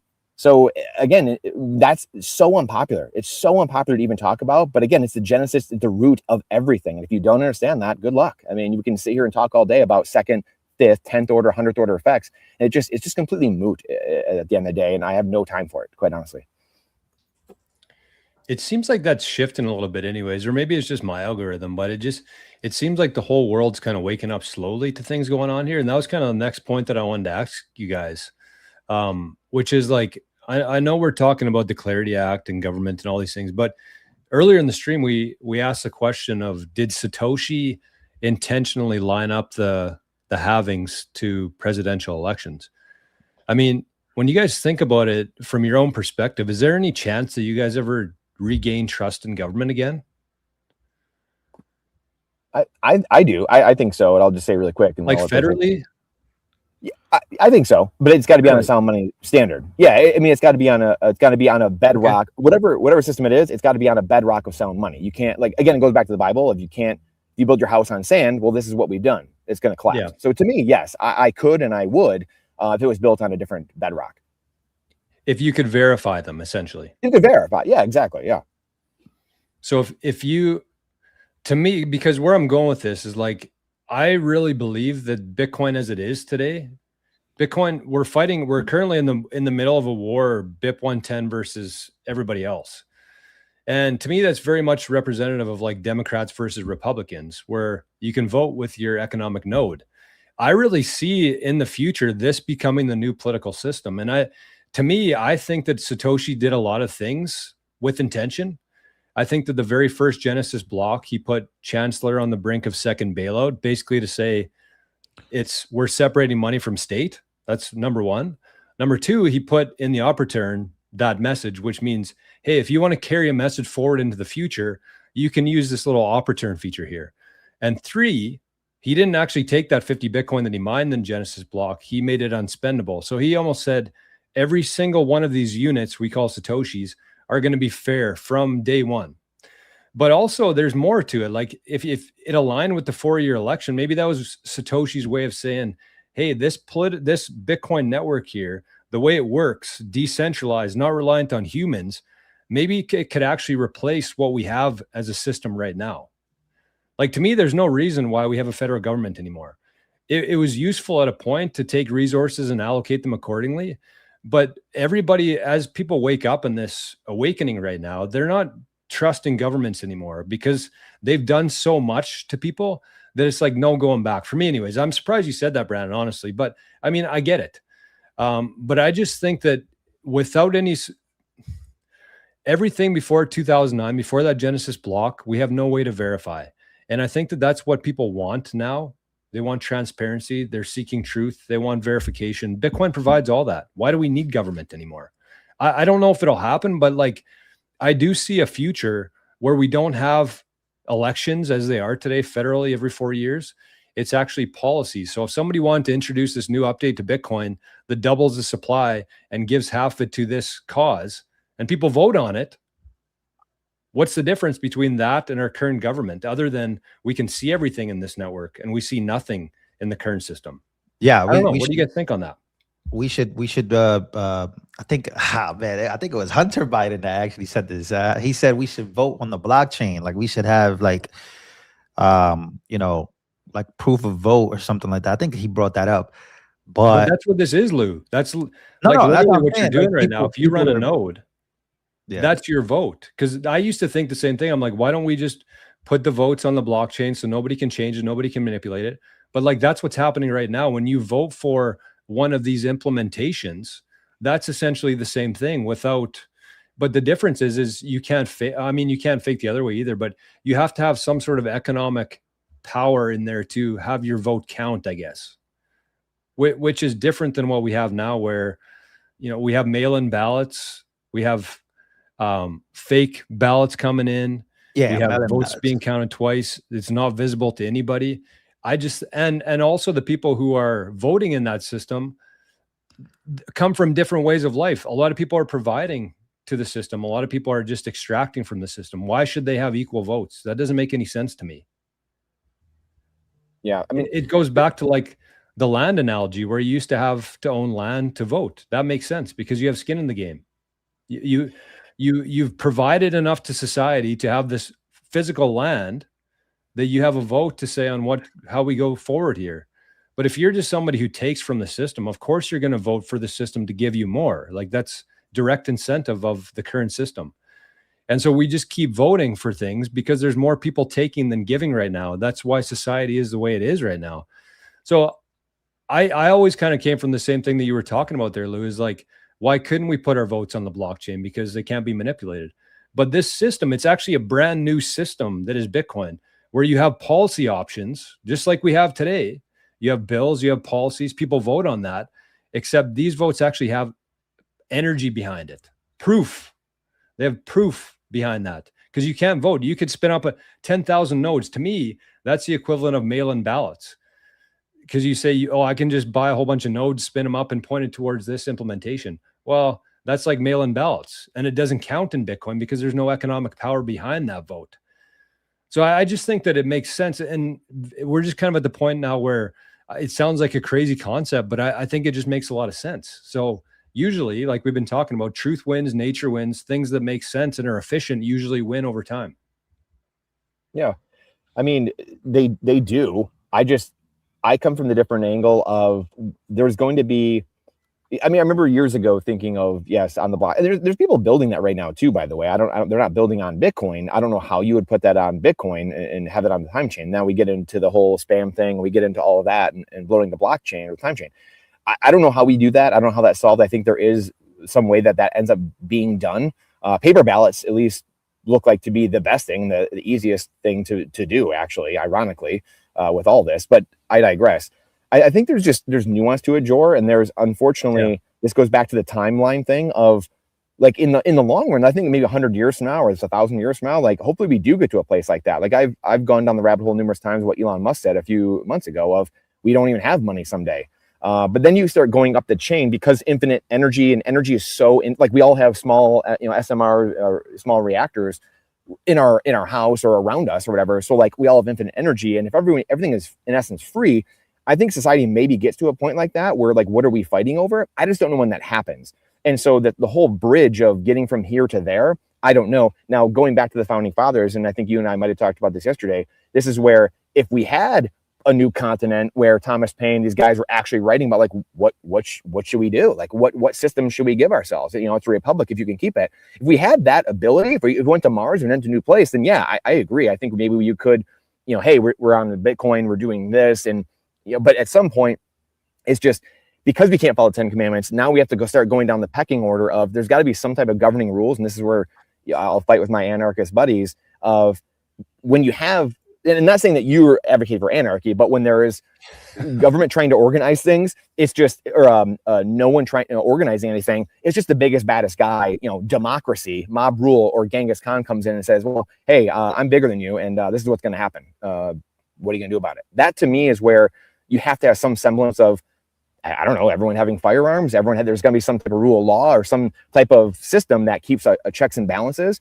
That, to me, is, and it's a great conversation, because, again, I don't know what the right answer is, because this is a future system. And this is what's hard for Bitcoiners, because we're talking about the future. We live in the present.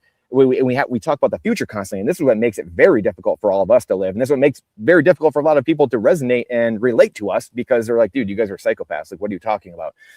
So yes, it's like, yeah, I mean, how do we bridge this, right? So, like, that's, and the federal government thing, I would trust them in that sense, like, in that world. If it was maybe more localized, maybe not, federal is not the right answer, but I think the nation states, I think things break up over time too. If we're talking on 100-year, 1,000-year timeline, absolutely. The nation states, all these things go decentralized more and more and more, locales, the 50 states, that type of generation, or that type of institution, where we had 50 countries, they unified under one federal constitution to say, hey, here's some limited powers of this overarching government. They're supposed to protect the borders, keep things safe.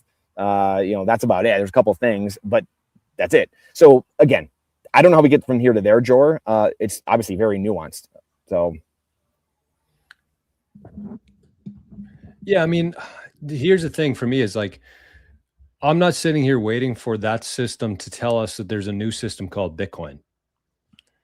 I'm thinking this is just something that kind of naturally evolves through time, of distrust, of elections that aren't accurate, of governments continuously lying, and not even lying anymore. Like, here in Canada, we have people on the streets, homeless, addicted to drugs, freezing to death, stealing. Crime rates are up, mass immigration coming in here, and we're sending $90 million or $900 million to Ukraine.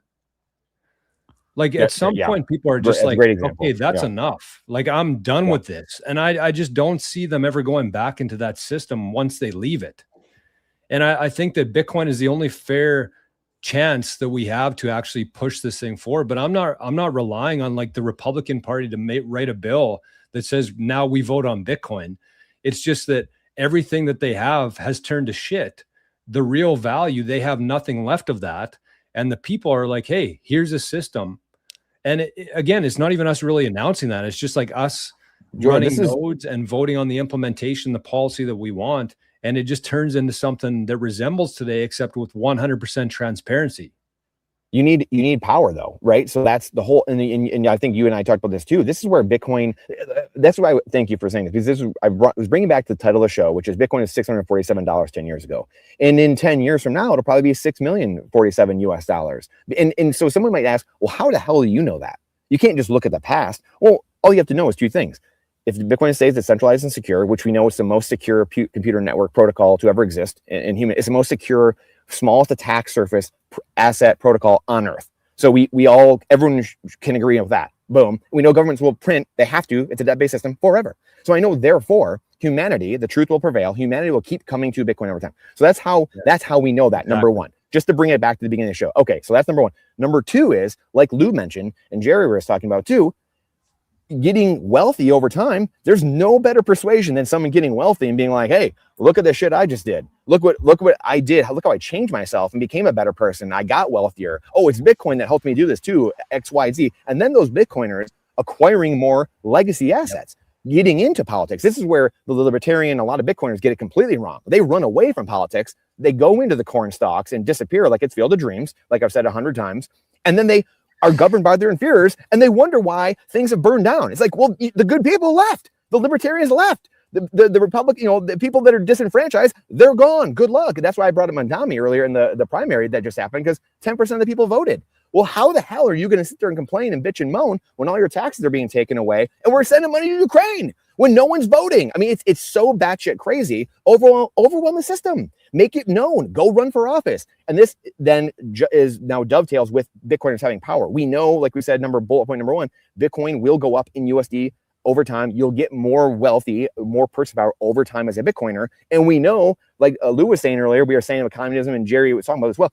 We know the communists, they aren't repopulating and they don't want Bitcoin, because Trump did us a favor by getting into Bitcoin. So they just weeded themselves out. Darwin said, see ya. And so now over time, that patience is key. So this is all the pillars coming back into one thing now. All the things we've been talking about, boom, over time, to George's point, this will happen because the Bitcoiners will have more power. The other people weed themselves out. And now guess what? The Bitcoiners say, fuck all of you. We're building a new system, bitch. This is a new system. It doesn't matter. And then there you go. So I don't know when that happens, next 5, 10, 15, 20, 30 years, but it's happening. Yeah, I'd give it, I'd give it like around 10, 15, 20 years. Yeah, I think so too. I think mid to late 2030s. Yeah. Yeah. I think down the line, it'll just be, I think people will realize that too. I think what Brandon is saying is correct. Like, I think you have to participate. You have to, because you don't, like, to be governed by your inferiors is a real thing. Like, it's a real thing. Like, no matter what, it's going to happen. You don't have the power to stop it. Like, you don't have the weaponry, you don't have the soldiers. It will have to be a revolution. But in order for you to have a revolution, you could have a silent one, but you're most likely not going to be successful doing it physically, because it's the United States government. So, but the beauty behind the United States government is that it looks like you can elect somebody like Trump, which I thought he wasn't. Like, at some point, I'm like, oh, okay, there's a lot of people that are Bitcoiners that, want to vote. This guy he's gone on stage to talk about this. He actually went to the freaking Libertarian party and spoke at the Libertarian. It got booed, and actually talked there. And he took the boos like it was nothing. I think Dave Smith hosted that or whatever. And, so the point I'm making is that, I don't think voting matters in a lot of ways, but I think voting matters in many different ways. And I know that can sound confusing, but if I don't want sex changes for little boys and little girls, then I'd vote for Trump. If I want less censorship from the government and less interference from the government on what I can talk about on these platforms, then I would have to vote for Trump. I know he would sign an executive order for it. If I want, less crime, or if I know about immigration because a lot of my family members are immigrants, then I'd vote for Trump because he's actually trying to enforce the law at the border. And we see Mexico now trying to enforce their borders on people coming up to their borders. So I do think it matters in certain levels and points. Financially, we don't even get to vote on the Federal Reserve because it's its own entity. I think that the government aspect of things, if you want personal things for like your family, pro-family legislation, then I think that voting for Trump would have been the right decision, right? But unfortunately, when it comes to everything else, like the personal and the feelings and how he talks and how he does it, and he's a racist, he's this, he's that, then I think that a lot of people probably won't vote for him. They'll probably vote for something else. But even if Trump or anybody in our political system, however we think about them emotionally, we still got to look at policy and how is that going to affect my family in the short and long term. And so I think that matters then. Now, to George's point, I think that, You know, there has to be some type of change. There has to be something to, you know, to battle this, especially, you know, like I think the Save America Act, a lot of people think is bad. Bro, we don't even know who votes in our elections. Like, we really don't. We have no idea. That's something that I've been talking about on the channel. There's a lot of different, like, we have the vote by mail thing is so crazy to me because everybody gets a vote by mail in California. Why does everybody get one? It should only be for disabled, if you're in the military, if you're going away. Like, we should 100% stop doing that. Right? The Like, whole thing's fake. That's why. exactly. Right? Move from Cali. You can make the case. You can make the case that there is a party in the United States of America that wants to win so bad that they don't care who votes. They just want those votes. And so they want people standing up. I mean, like, let's be real. Like, there's just not enough people that give a shit. Like, let's be really honest with it, right? Not that you're not, Lou, but like, people don't want to admit the obvious, right? Like, people don't give a shit that much. That's what's really wild. People say they care, but they really don't. We're not at that point yet. I think there's so many different moving pieces right now in many different states. We got to remember we are a nation of 330 million. I don't know, north to 400 million. I don't know. That's a lot of freaking people, right? It's not a billion, but it's a lot of freaking people. And plus legal immigrants. We don't know what's going on in reality. It's a huge nation, right? And I think that we are trying our best. A lot of us are trying our best in their own ways. Here's what I mean by that. And I think this is the dangerous part. The people in New York City that voted for Mamdani, they think that in their world, they're doing the right thing. Yep. And I think that that's what a lot of people don't understand, because we look at them as cynical. What the hell are you voting for? Have you not read a history book? Do you not know about Lenin, Marxism? Like, what are you doing? But in their minds, they think that they're doing the right thing. They think that the reason why communism never worked in Cuba is because the American system stopped it. We ruined it. We did it, right? The Castro's grandchildren are rich as fuck, but the rest of the country is not. But it's our fault. We did that. So I think that that's the battle. It's that people think in their world they're doing good. Yeah. That they in their world, Mamdani thinks he's doing great. There's people that think he is killing it. Right. So I think that that's the dangerous aspect of the United States of America, is that some people think that they're actually fighting for freedom. Scott Adams used to talk about that all the time, right? People think it's good versus evil, and it's good versus good. Like, both sides think they're on the good team, and that's what you have to be very careful of, right? And like, which should bring the fever pitch down, and that's what's scary. Where like we mudsling, and it's like, dude, both sides think they're good. This is where education is so important. Yeah, and I think the problem is, and you guys hit it right on the head. It's all about perspective and where you're coming from. But people generally don't understand what's going on. And I do think voting is important. Lou talks about moving back to New York City. And when he says that, it kind of makes me cringe. I'm like, well, we got to change New York City first, bro. No, I said move to New York, not New York City. Outside, yeah. And look, yeah, I'm from New York too, man. And I dread even going back just to visit. We have to change how people think, man, unfortunately. And yeah, but to interrupt you real quick, right? Yeah. That's the thing. I never wanted to leave New York City. One of the main reasons why I left is for tax purposes, and I just don't think they reward success. They don't. They take everything away from you. Imagine somebody who comes from nothing and now has something, and that something is now being taken away. Like, that's how I feel, right? I'm not a super rich guy to the point where I can have all these, exploit all these tax loopholes. Let's just say I'm a sole proprietor or whatever. I don't get to keep my wealth in New York City because they take that shit from you. So, in my opinion, if I could have it my way, I would never leave New York City. I would be the guy trying to change it or trying to battle and fight for it. But the main reason I left is because my family, and I can provide a better life here in Texas. But the overall goal is to, okay, perfect example of this is Iran. A lot of people fled Iran. A lot, right? A lot of the Christians, a lot of the people who weren't part of the, who weren't IRGC apologists, who weren't the first Khomeini versus the Khomeini that just died, right? They were Reza Pahlavi, whatever his name is, Pahlavi. They were that type of Iranian. But you got to understand, like a lot of these Iranians left. A lot of the Iranians calling for the Iranians in Iran today to go up in arms. Like when Trump sat there and he said, Iranians, this is your time to fight back. Who was he talking to? Because most of those people left. You're talking to a whole bunch of IRGC apologists in Iran. They're not going to fight back. They're not. Where Mark Levin gets on the air and he's like, we have to arm the Iranians. Who? They're not there anymore. That's they're like here. Yeah. They're in New York City. They're in Canada. They're in Australia. They're everywhere else. I mean, yeah. So I think Petra David's one, right?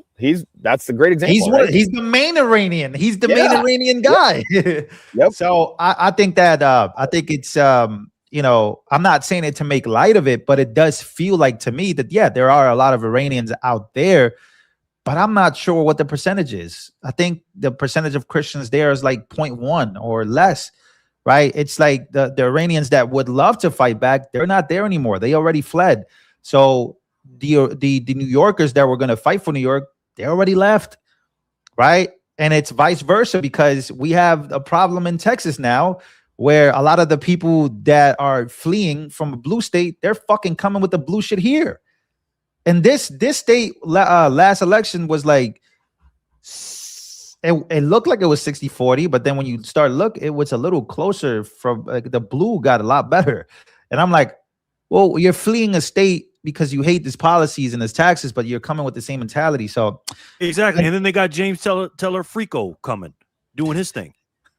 Is he gonna win in Texas? Sorry, guys.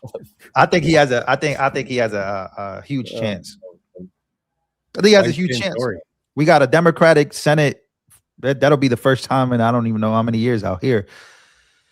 But yeah, I just think that politics is all fucked up. It's terrible.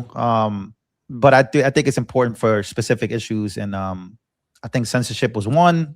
I think children and transgender shit is another. But after that, I'm not sure how important it gets.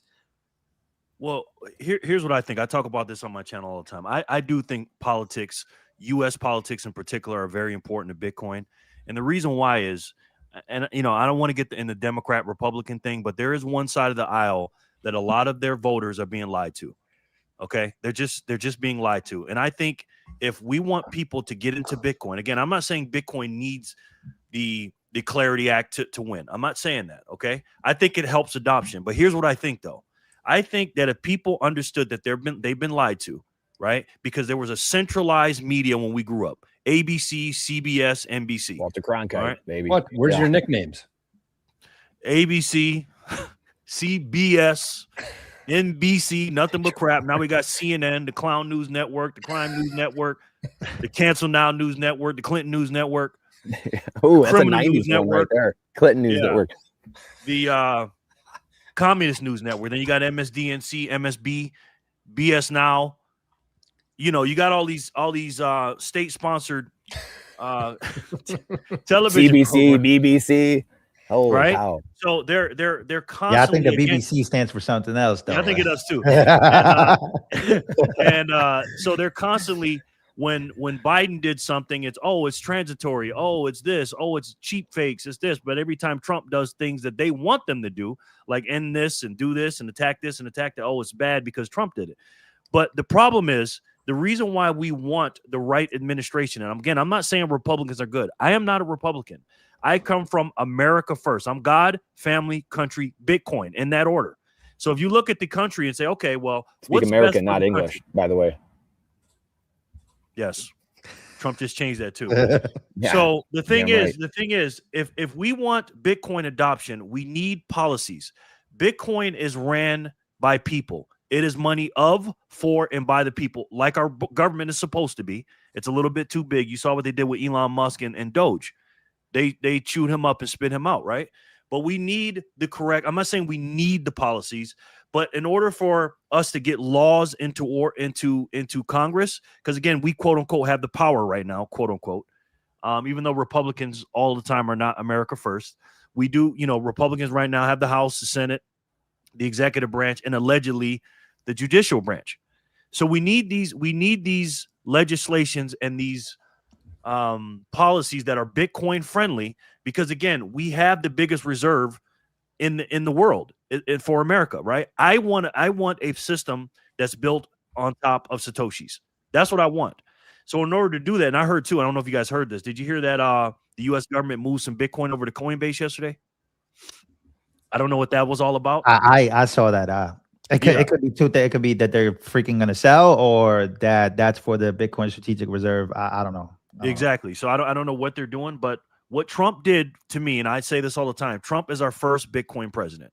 He is. I think he's going to go down in history. Now he's a Bitcoin maxi. Is he crazy with it? I don't know. I think Trump is a very, very smart man, and I think he understands Bitcoin better than what he's letting on.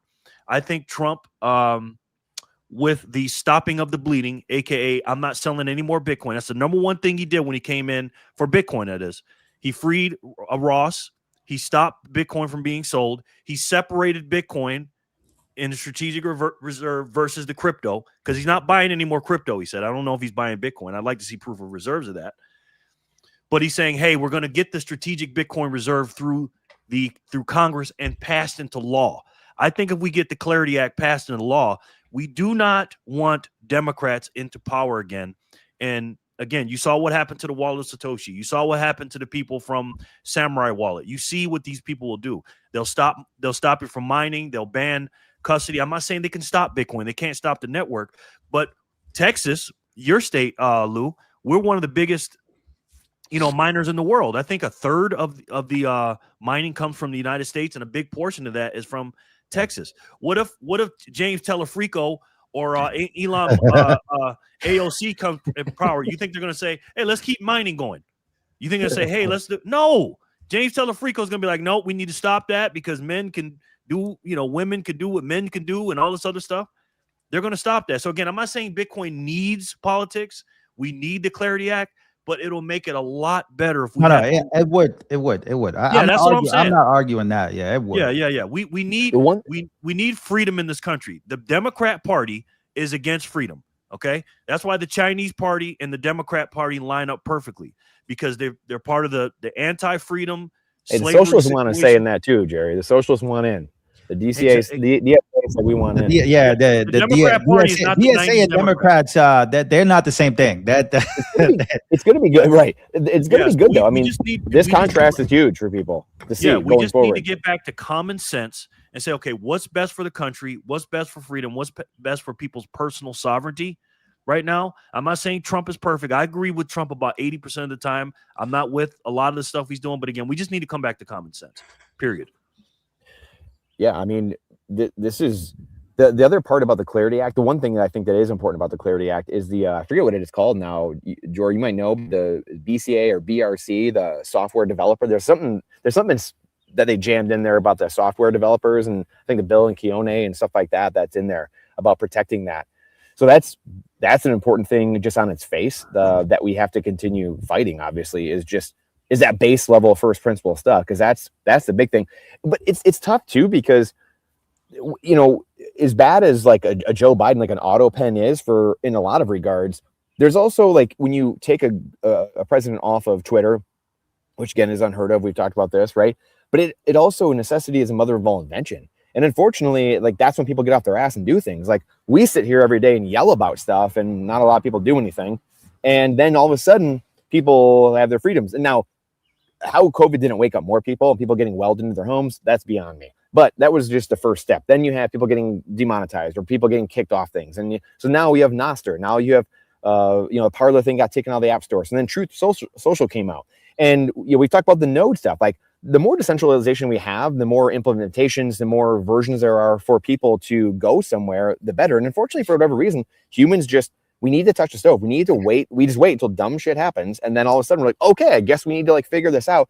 I guess that's what's frustrating. It's frustrating for us. Like every, day you show up and you do this stuff and you're getting frustrated because it's here. Someone says, well, why didn't someone tell us? Well, how could we have seen this? And it's like, well, there's a lot of people that we were bitching and yelling about for 40 years or 4 years or for the last 4 months, and no one did anything. So I think that's what's frustrating. That's what's frustrating for me, at least. And can you imagine if Elon Musk didn't buy X? Oh, that was the other thing. Thank you. I knew I was missing something. My goodness. Yeah, that was a big, big moment. in our history. I think as a country, especially moving forward, him buying X. Let me ask you guys a question. I'm seeing this. I'm seeing this New York Post. I think I'm going to do a video on this of Zoran, of the dramatic exodus of millionaires and billionaires, and causing nearly like an $11 billion loss in tax revenue. At what point does the middle class and everybody realize that once they run out of billionaires and whatever millionaires to tax, that they're going to be the last resort to get fucked? Like, bro, that is a very dangerous game, because you need money. Like you have to have right. So what he's trying to do, obviously I have to go through the state as well, but they want to tax the rich, or they want to do these things, but they need money to do it anyways. Where are you going to get the money? $11 billion in lost tax revenue, and then a lot of people aren't paying their rents there, and a lot of people aren't even paying taxes in New York because of him becoming mayor. And the enforcements are going to be, what are they going to do, right? Like, it would have to be up to the mayor. It would have to be up to the governor as well to really enforce, go into people's homes and try. I don't know. I think it's a crazy, silly game being played. Anyone in New York have firearms anymore? Or are they all? They're like, you guys do gun buyback programs? They get rid of them all there. I don't know, man. I'm gonna be honest. I don't know what's going on. I don't know what's going on. But I think I didn't see this stuff imploding this fast, but it wakes people up. It has to. Yeah, I mean, it's going to nowhere implode. Else to go. Yes. And you have to embrace it. And this is where I think, like, again, coming full circle with all this, the vibes, the energy, us talking about these things, leading, so many Bitcoiners are whatever, they create content, they write books, they do podcasts, everyone, the four of us here, all the people in the chat, just being that contrast up against society, saying, hey, we have a hope for the future. We have a vision. This is where things are going and headed. And then the contrast of everything falling apart, which is going to keep doing the printing, all that's going to keep happening, that you have to print right through all this. And it's going to speed up even more. We are at the exponential part of the debt curve. So it's going to speed up. It's going to get crazier. And like, we want to stop it. I know, me personally, I'm speaking for me. Like, I want it to stop. I'm sure you guys do too. That's why we're here. Otherwise we wouldn't be. Like, I would just like go into the field of dreams and just be invisible, like some people do. And I didn't care about other people, but I do. I just, unfortunately, I care about what happens to the people around me. And it's just like, you want to stave that off, but unfortunately it has to happen. It's got to implode. And then we're there to be the ship, the life raft off the Titanic, and scoop people out of the water as they're jumping off. Like, that is our job in life. And so we have to embrace it.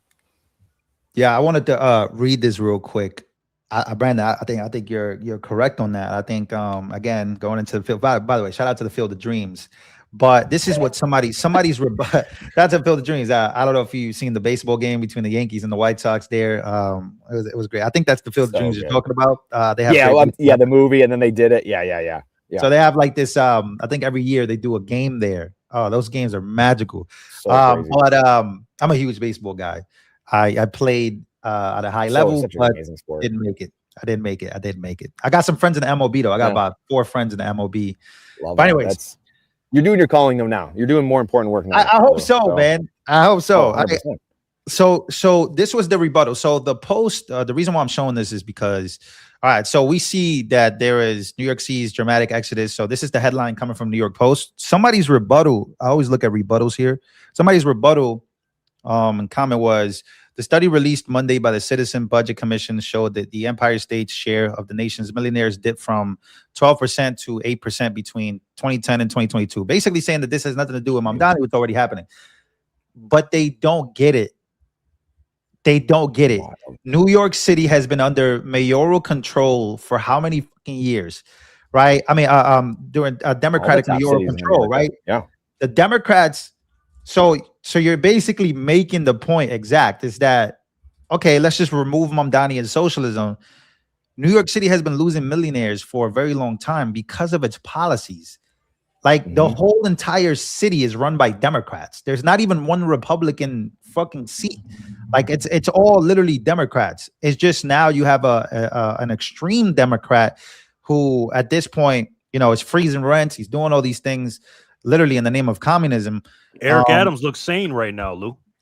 But Eric Adams was terrible. He was bad. Like, these people were so bad. Like, they were bad. They were bad. They were bad, bro. They're terrible. Policy wise, they were just bad. And so they just went from bad to like 10 times worse. And you know, I thought, I was like, well, you're showing this as if it's supposed to prove a point. The whole Democratic control scenario. Oh shit. Hang in there. Hang in there, it gets worse. That's what we just said, right? There you go. Hang in there, it gets worse. Buckle up. Hope you got if any guys you were wondering why we're talking about this, because this is the biggest city, most populated city in the country, and this is about economics, and we're Bitcoiners, right? This is the economy, man. We're the biggest financial institution in the world, New York City, and look what they voted for and look what they got. You think these people are going to be Bitcoiners? Let me make this point. Let me make this point though. Republicans are also bad, right? So I don't want anybody to think that like, oh, this guy he's dunking on Mamdani. First of all, I think Democrats have their own problems. Like, I think they have their own problems in their own party, right? They have the Hakeem Jeffries party leaders, they have the Chuck Schumers of the world, and they have the AOCs, and they have so there's like a political revolution happening in their own party. But I think that you know, when it comes to the Republicans, they're just as bad. Like, all these people are going to spend, they're going to push to spend, they're going to push. You know, Trump is spending. You know, the debt under Trump started like how much? Jerry, you're a professional at this. Under Trump, I don't know what the debt was in 2024, but I know that he has closed the gap though between the spending and the earning. He's increased our revenue a little bit, and the spending has slowed down. He has spent, but a lot of that stuff ain't his fault though either. He does spend a lot. But that's the thing. He's going to have to spend no matter what. Like, you have to spend. Like, this the whole debasement trade. It's that you spend and you go into more debt. Like, that's it. Like, no one is going to fix this. Like, no one, unless, like, I think Seyfuddin Amos, I think, is one of the most important voices in the space. Seyfuddin Amos said that the only way that he'll become bearish on Bitcoin was that if, you know, our government and the Federal Reserve become hawkish and they actually tighten up, they stop printing and they let everything crash and they reset the system. They're never going to do it. Nobody wants the system to crash from their hands. Think about the stock market, right? The stock market is designed to go up forever, but why? Why is the stock market supposed to go up forever? That's retarded. I've never heard of that. But the only reason that happens is because of infinite money printing, and the debasement trade is a real thing, and people participate in that. Now, because of Kevin Warsh coming in, there's some people that are like, oh, well, when the Fed becomes hawkish, it's bearish for all risk assets and assets, period, right? Because a hawkish, you know, if you tighten up the money supply, and you stop printing, it'll be great. Like, that's great. That's a great thing. It might not be great for Bitcoiners.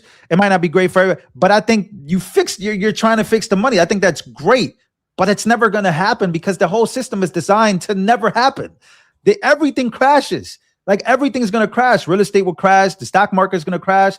And Trump would 100% revolt. Like, he will drop a bomb on somebody's head in the United States of America before that happens.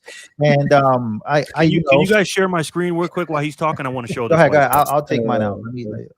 Well, George, he's doing a great job. Nice work, George.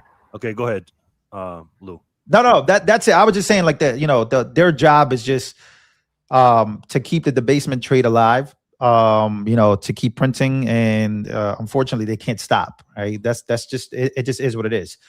And that's where we're at. And the only way that, you know, again, like Seyfuddin Amos, he wrote the Bitcoin Standard. I think he wrote another book not too long ago. He's great. I think that one of the most important voices, but I think he made a great point. He was debating Peter Schiff, and there you go. So he was debating Peter Schiff, and Peter Schiff asked him, like, what would happen for you to be bearish on Bitcoin? And he told him the truth. He said, the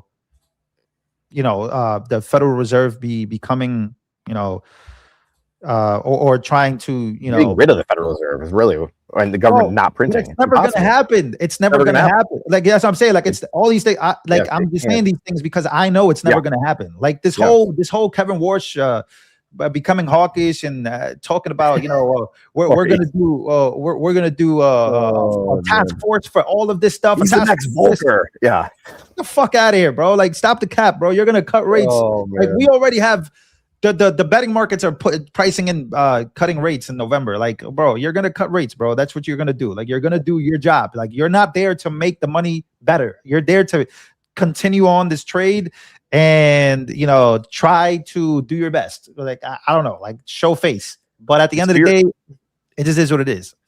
To your point, Lou, I mean, that's why they're Warsh and these guys and Besson are talking about devising new metrics, focusing on new metrics, because the old metrics are the Keynesian way of looking at things, the modern monetary theory of the demand side and trying to crush demand. Then we're trying to spur demand, and they're just moving the rates around and stuff like that. They're going to the supply side, so I don't know if you want to call it supply side economics, but they're going to, hey, how can we produce more things? The housing, how can we bring housing down by unleashing? But that takes a long time when you do supply side. It takes time, and that's the problem. Everybody wants things fast, and Correct. they don't want. And I love what Trump's doing. Up against manufacturing. Takes I know. A long They're time. Up against it. Yes. Yeah. It's a bold move. I mean, it's the only thing. It's the real move to make, but it's bold because, and we've said this about the war stuff too. In the Hamilton Clay system, the American system from 200 years ago, that's the system that's being unearthed. We've talked about it numerous times, and just the last 6 months is really when I started putting it together and seeing it too, because they all talk about it, but no one pays attention to it. You almost don't hear it anywhere. I mean, no one says it. It's just like the words go right through people's head, and they don't hear it and then go look back and say, what was the American system? What was the Hamilton system, the Clay system?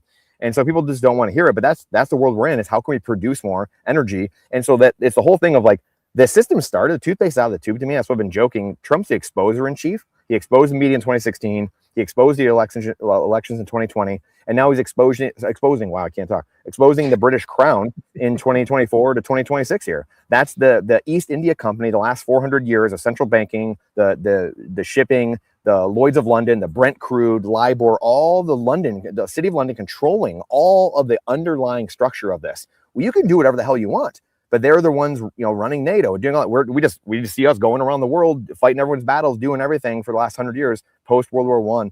Well, here we are. We're fighting. We have not stopped fighting 1776, and we have not stopped fighting World War I, World War II, and it's the end of that era. And they've exposed it, but they're not. To your point, Jerry, they're not going to be the ones to finish it. Like, Trump's 80 years old. Yeah, there you go.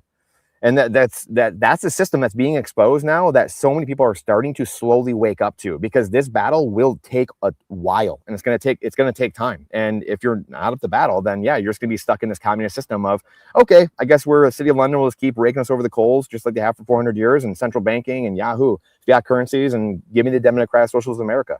So which way? Exactly. And to both you guys' point, this is what we're fighting against right here, ladies and gentlemen. This is the money supply in America. Okay. Now it's measured by billions. So when you see, now I was born 1975. So the first time we went to 1,000 billion was towards the end of that year. So that's when we did it. Now, as these numbers go up and you see the gray shades here, these are the recessions in America. Okay. Every time there's a gray shade, there's a recession in America. Have you noticed something? The more it goes up, the more we recede, quote unquote, right? And then this is the big one right here, the great crash, the Big Short movie, right? This is when Bitcoin started, right around this time, January, February, boom, boom, boom, January, and then it kept going. Now, we did have a short little recession here. We also had one in 2022, except Biden and them changed the definition of a recession from 2 negative GDPs to it's transitory, right? But this is where inflation comes from, ladies and gentlemen. This is the problem. When you see Mondami saying we're going to give you a bunch of free stuff and this, that, and third, we have $23 trillion of M2 money supply in our economy right now. That's inflation, right? Forget the CPI numbers that came out today, whatever they were down 0.3 or what was it, 3.5 instead of 3.8 or something like that. Right here is the true money supply. Now, this is from May 2026, so we still got to get the June numbers in. But as you can see, and me and George talk about this all the time, from February 2020, in the beginning of the scamdemic, we got 15.5 trillion, and now we're up 7.5 trillion since then. We've increased the money supply by so much. That's why everything costs so much, because so many, when people say, oh, it's supply and demand. Yeah, supply and demand of the dollars. The supply of the dollars have gone up, and the demand has gone down because there's more dollars.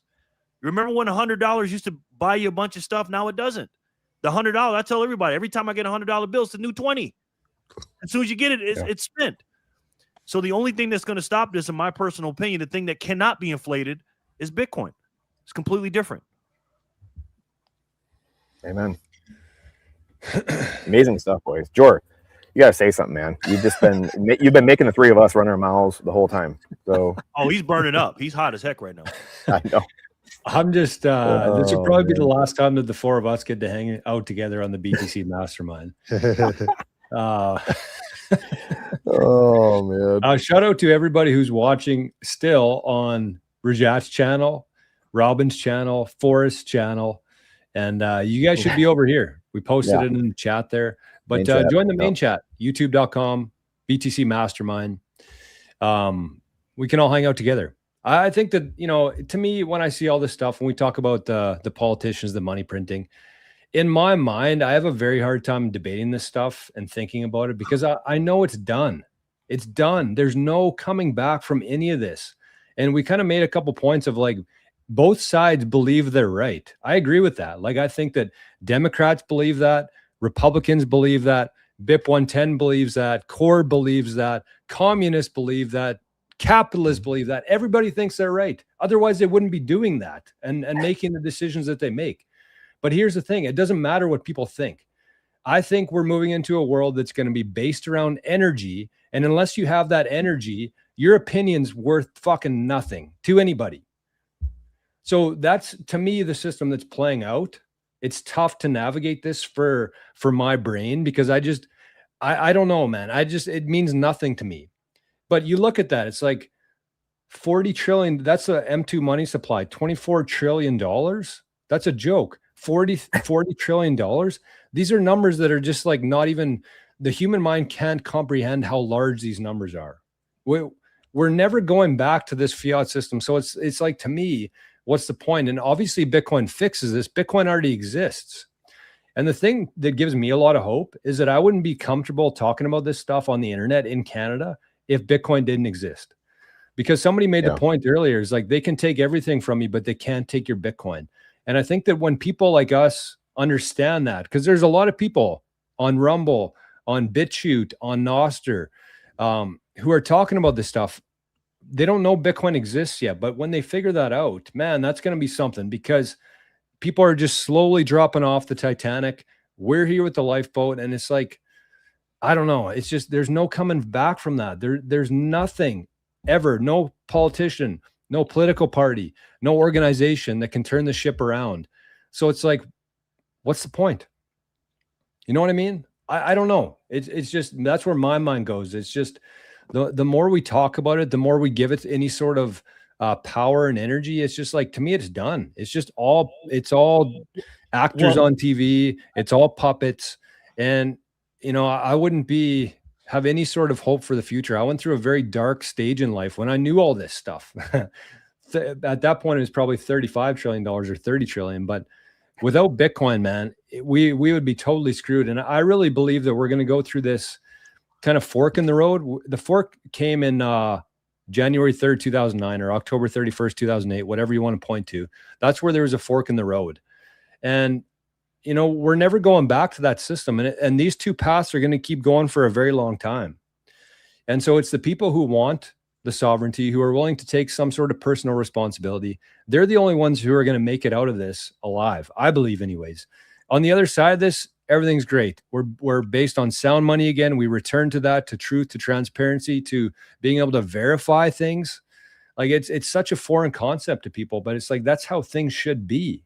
We've just been lied to our entire lives from the day we came out of the womb to, you know, this is how it is. You have no say, you have no power, you can't do anything. Well, you know what? Fuck that, because you can now.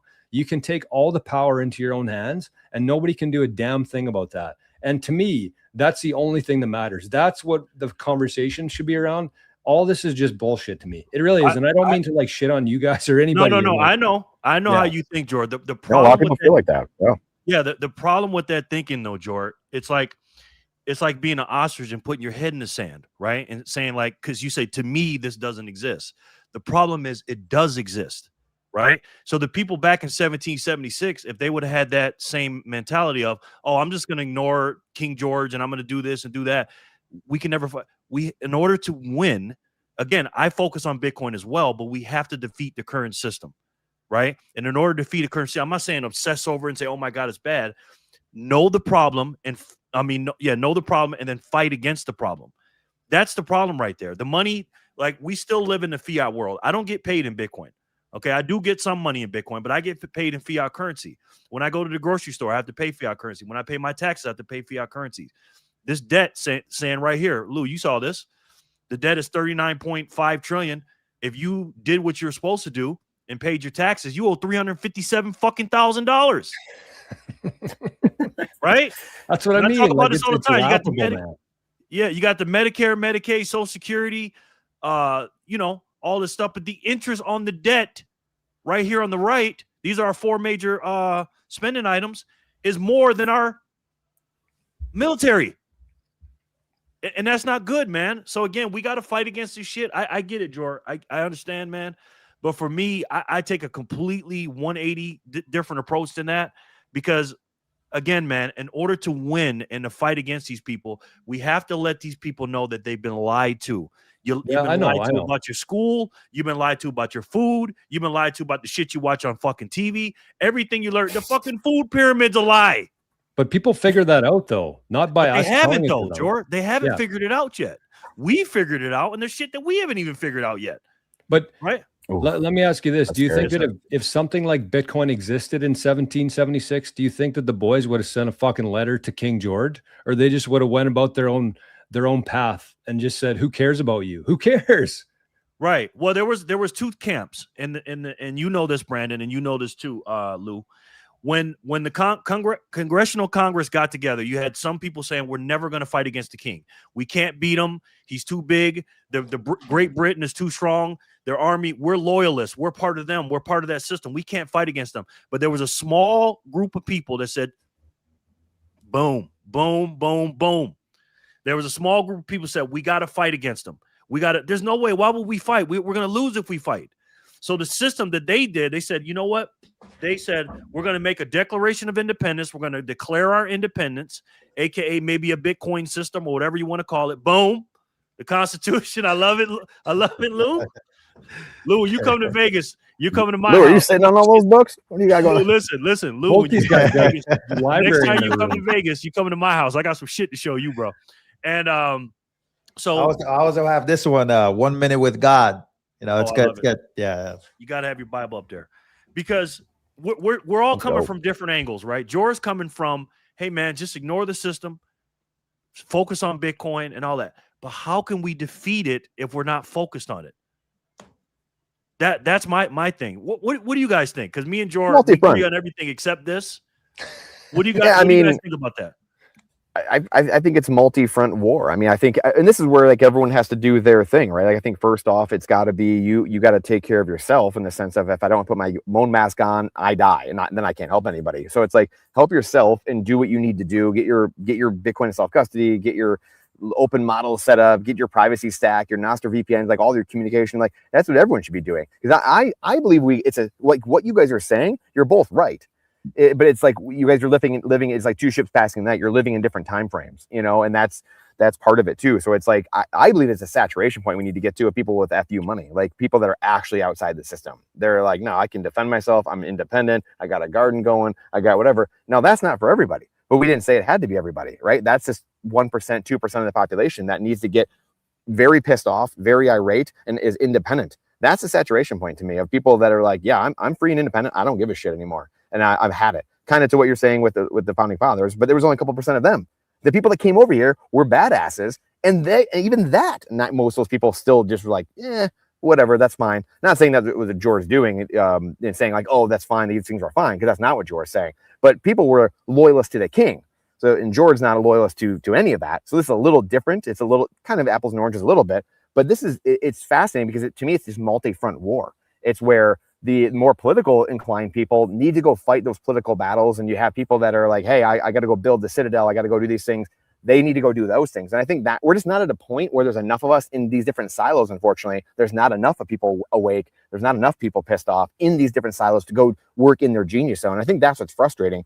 And because we only have so much time and attention and energy. And that's where, again, these dumb things will happen. The educators are all here, or a lot of us are here, right, in the chat or whatever. And then as these dumb things play out, more people will come to us. And we all know, like when the Bitcoin price goes up, or there's really dumb things happen, like Canadian trucker events, or the Dutch farmers, or we get welded into our homes again, or the climate, national, world, international climate emergency they call. Well, guess what? There's gonna be another, 10 million people that wake up, and there's gonna be more people flooding to the channels to see, okay, these Bitcoiners might have had something right here. I got to figure this out now. Unfortunately, that's the way it works. But that will only happen, again, price go up, right? So we spoke about this again last week. I think what we're saying, it's all really and relative is all really correct, but the ultimate proof of that would be that more people are putting their fiat and converting their fiat into, and then the Bitcoin exchange rate would go up, right? Like it would be at 100,000, then 150, then 200. And I think at that moment, I think a lot of those people would say, "Oh my God, well, we were wrong. We said that this shit was gonna die, and it's dying." You know how many comments and videos I see of people talking about, Bitcoin's dead. It was, it's not gonna amount to anything. Mind you, it was $647 exactly 10 years ago, and it's at 4,000, and it didn't amount to anything, really. Like, you're just a retard. But it just is what it is. Like, I think that, especially now, the more technology goes up, the more information we're accessible to. Seeing Bitcoin at 125, 126, and the deep into the hundreds, I think that will change the narrative. Again, it would change it. It changes every 4 years. That's literally why it's called the 4-year cycle. And every midterm year it bleeds, and it's just what it is. But then eventually it goes up. I think when it starts to go up again, people would be reminded once again of that. Even during the bear markets, all they had to do was just be vigilant. Like, that's it. Just stay humble, stack sats, and proof of work and proof of life, and everything will eventually follow up. So I think Bitcoin at those prices, I think Bitcoin at 85, 90,000 and 100,000, 105, and back to all-time highs, I think you'll see everybody shut the fuck up. And the biggest people that would be the Peter Schiffs of the world. It would be, the biggest criticizers of it. And I think a lot of people would then realize, oh my God, we were wrong. They'll FOMO at the top, and then shit will dip down again. And 4-year cycle, if it's still alive, then I think it's going to break eventually. But it's just human psychology, just like Brandon says. And I think that's the best point, as that human psychology. This is just the way humans are, bro. Like, and unfortunately, but I think the price go up will prove, that proof of the fact that everything that we talk about is true.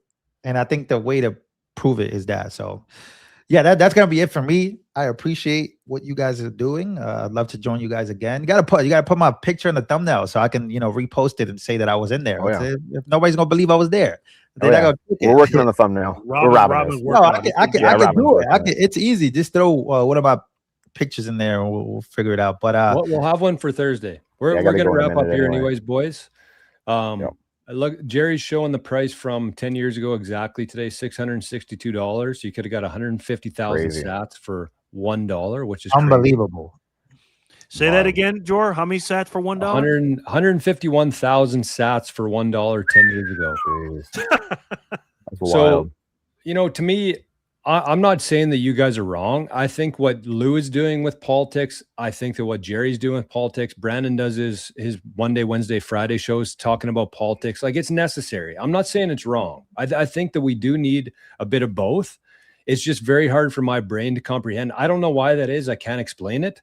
But that's just where I'm at right now. So I think the one thing we'd all agree on is that Bitcoin is the solution. We just have to get more adoption. And really, all four of us are doing our damnedest to try to grow that.